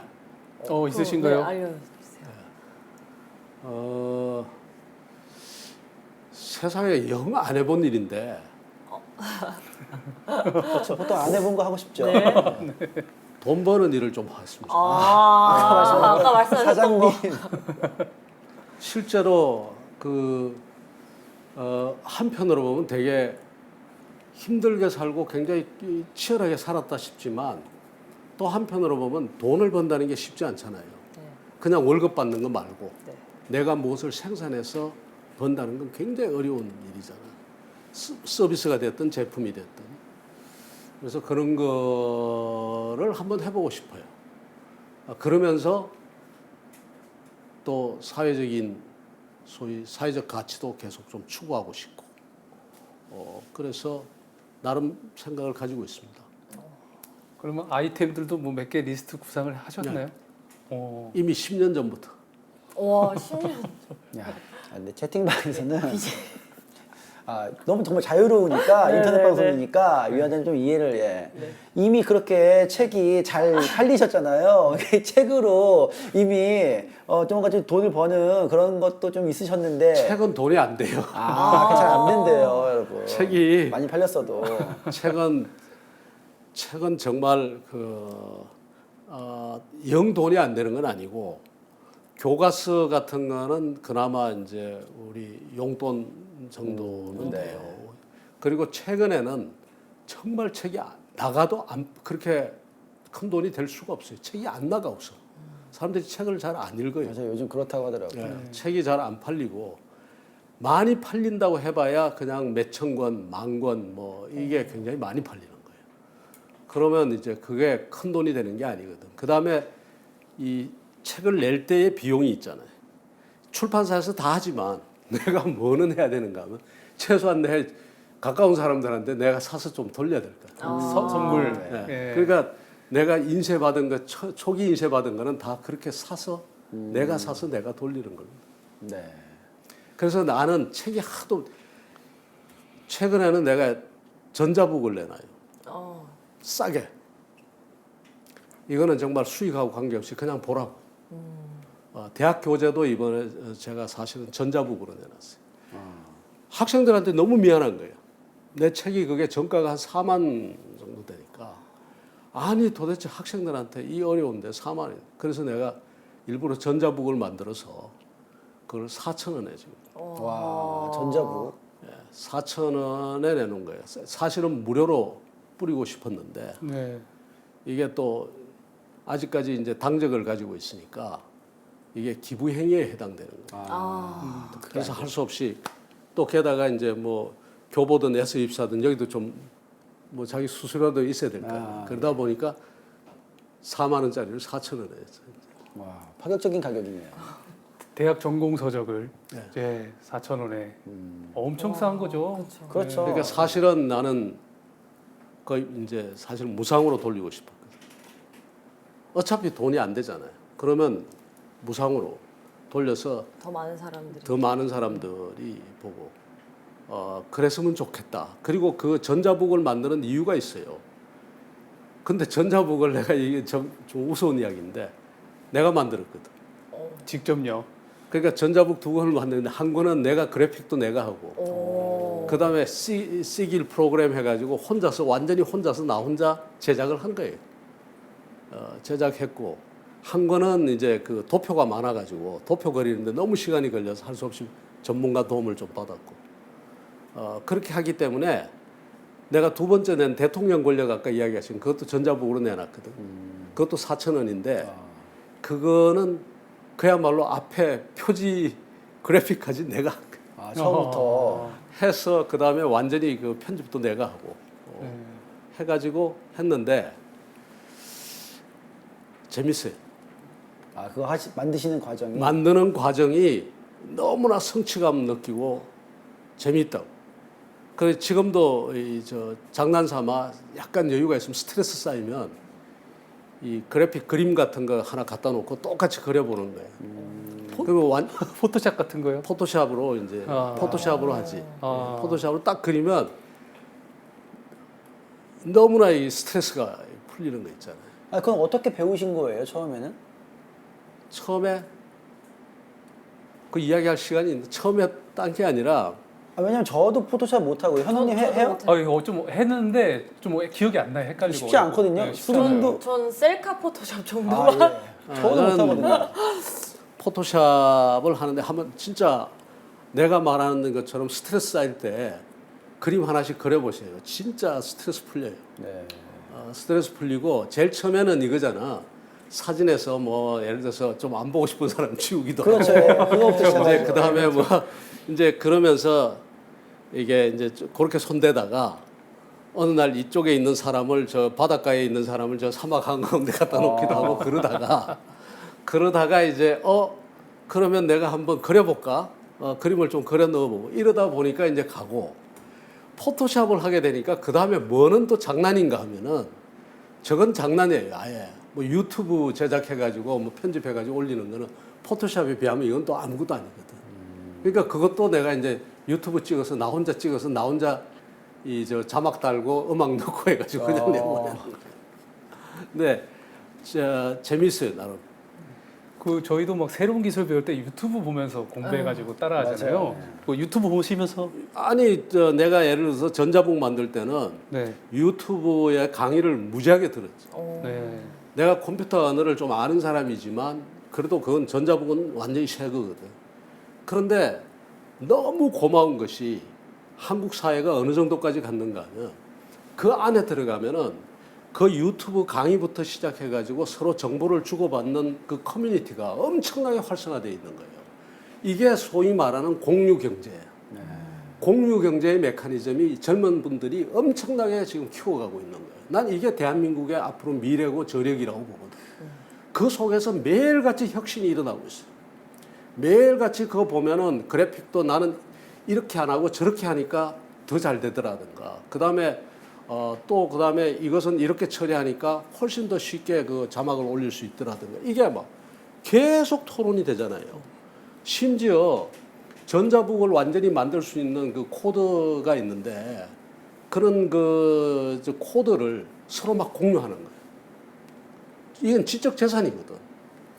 그래서 이게 대한민국이 그래서 풀어주면 된다 이거. 풀어주면 된다. 자, 우리끼리 자기들끼리 계속 이렇게 하면서 생산을 하잖아. 되게 공감 가는 말씀 오늘 많이 해주십니다. 네. 공유 경제부터 해서 저희 뭐 아프리카도 집단지성에서 시작하는 거거든요. 사실은 여러 명이 방송을 보기 때문에 그 사람들의 또 아이디어나 이런 것들을 또 집대성할 수 있어서 너무 장점이 좋은데 자, 현호님 그러면 마지막 오늘, 제가 질문이 하나 있는데. 마지막 질문 또 한번 해주시죠. 예, 한번 하겠습니다. 자, 진짜 마지막 질문입니다.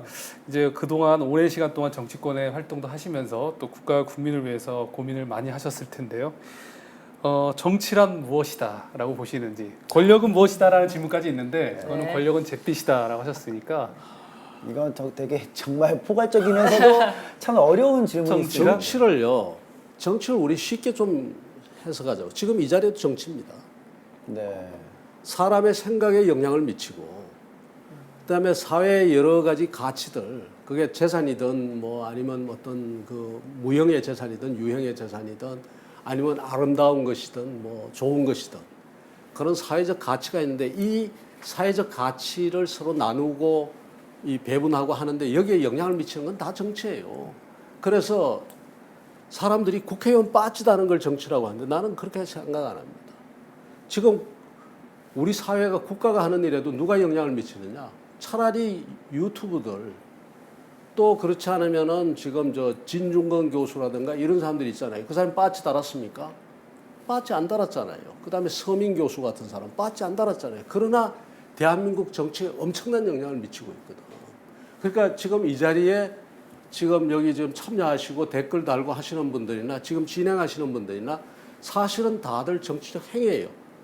돈 안 받고 지금 자발적으로 지금 정치하고 계신 거예요. 그러니까 당적도 관계가 없고 앞으로는 사실은 너도 나도 정치 다 하고 있다라고 생각하면 되고요. 그렇게 보면 굳이 내가 가서 정당에 가서 빠지 달아야지만 이게 정치가 아니고 내가 유튜브로 해서 내 날리고 싶은 메시지 하나 날리고 그 다음에 내가 페이스북에다가 글 하나 써가지고 누구 비판하고 남이 수용할 만한 이야기로 더 퍼뜨리고 이게 정치행위다.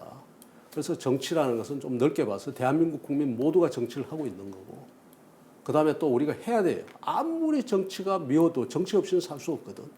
그러니까 우리가 관심을 가지고 지켜보고 나의 정치 행위로서 나쁜 정치를 좀 몰아내고 그렇게 해요. 네. 참 질문이 좀 어려웠을 수도 있는데 확실히 교수님은 교수님이세요. 이게 차분하게 말씀하시면서도 어떤 화법이랄까 이게 되게 막 가슴을 울려요. 귀에 쏙쏙 박히거든요. 채팅방에서는 이제 저하고 똑같이 느끼신 분들이 많았어요. 방금 말투에서 그 말씀하신 부분에서 누구 보세요. 빠지 안 달았잖아요. 누구 보세요. 빠지 안 달았잖아요. 근데 너무 강렬하게 들리는 거예요. 맞아. 그런 것 같아. 그래. 그분들이 그렇게 한 거 아닌데 영향력을 행사하고 있는 걸 보면 지금 예를 들어서 보세요.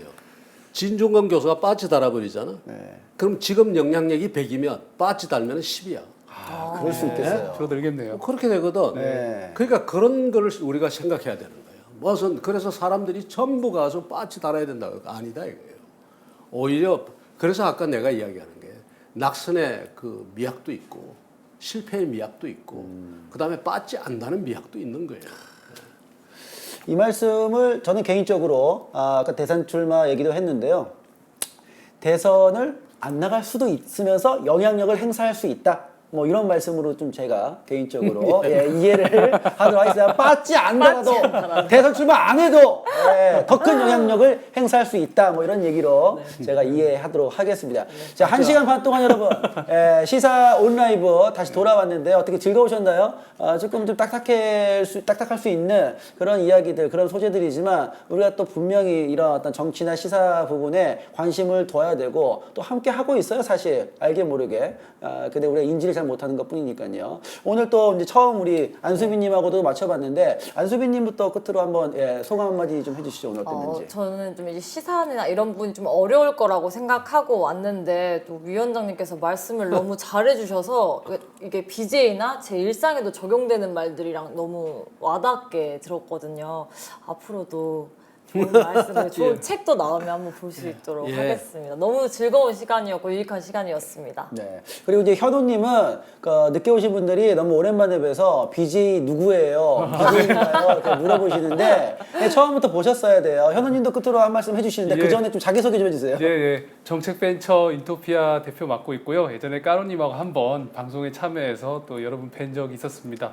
예, 그리고 오늘 또 위원장님 모셔갖고 저는 이제 위원장님의 말씀을 책에서나 그 다음에 또 영상을 통해서 많이 이제 접했는데 역시 또 가까이서 듣고 느끼셨던 이야기를 또 풀어서 실제로 들으니까 또 체감되는 내용과 또 앞으로 대선이 있는데 그 대선을 어떤 시선을 갖고 좀 바라봐야 되겠다. 그 기준이 좀 세워지는 시간이 아니었나 싶습니다. 네. 자, 오늘 김병준 위원장님과 함께 했는데요. 우리 위원장님도 끝으로 우리 아프리카 시청자분들에게, 유저분들에게 한 말씀 좀 해주시죠. 오늘 소감이랄까요? 네, 참, 우리는 솔직히 이제 이런 기회가 잘 없잖아요. 그래서 굉장히 고맙습니다. 초대해 주셔서 고맙고 또 또 들어주셔서 감사하고요. 어쨌든 하여튼 나라의 보탬이 되도록 이제 에너지가 있는 한 하여튼 챙길 거 챙기면서 열심히 해보겠습니다. 감사합니다. 네. 자, 그러면 마지막에 그 빠찌 멘트가 너무 귀에 남아서 김병진 위원장님이 또 한 입 가지고 두 말 하시는 분이 아니잖아요. 우리 위원장님 그러면 나중에라도 시간이 흘러서 뭐 빠찌를 달아도 한 번 더 아프리카에 좀 빠찌 달 일은 없습니다.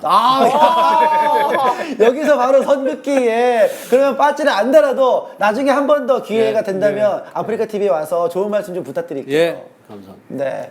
자, 오늘 함께 해주신 여러분 너무 감사드리고요. 다음번에 또 안수빈님, 네. 뭐 어떤 분이 나오신다고 되어 있나요? 아직 다음에는 어떤 게스트가 나오실지는 정해져 있지 않지만요. 앞으로도 이제 시사 온라이브가 계속될 예정이에요. 그러니까 우리 유저분들께서 관심도 많이 가져주시고 기대 많이 부탁드립니다. 네. 그리고 제가 마지막에 만약에 출연을 좀 추천할 만한 분이 혹시 떠오르는 분이 있으시면 한번 말씀해 주시면 좋을 것 이러다가 같아요. 이제 릴레이 가는 거예요. 릴레이 가는 거예요. 저 재밌죠. 예. 누구 한번 좀 나가봐라. 네. 나중에 마치고 이야기하죠. 예. 지금 얼른 팍 들어오질 않네. 네. 확실히 냉철하고 차분하시고 예, 안정감 있으신 멘트 끝까지 보여주고 계십니다. 자, 여러분 즐거우셨나요? 다음에 시사 온라이브 어떤 분과 함께 할지 아직 모르지만 아프리카 TV의 시사 온라이브 치면은 그 공식 방송 방이 나오나요? 방송국이? 네, FA 시사라고 그렇죠, 그렇죠. 치시면, 나오죠. 예, 거기에 혹시 또 댓글을 여러분이 뭐 어떤 분 해주셨으면 좋겠어요라고 해주시면 아마 운영자분들이 또 참고를 해서 열심히 섭외해 주시리라 믿어 의심치 않겠습니다. 끝까지 시청해주신 여러분 너무 감사드리고요. 또 오늘 함께했던 우리 김병진 위원장님 그리고 정현우님 그리고 BJ 안수빈님께 감사의 말씀 드리면서 저희는 여기서 인사드리도록 하겠습니다. 다음 시간에 다시 뵙도록 하겠습니다. 여러분 감사합니다. 감사합니다. 감사합니다. I feel better. I feel wine. I feel home.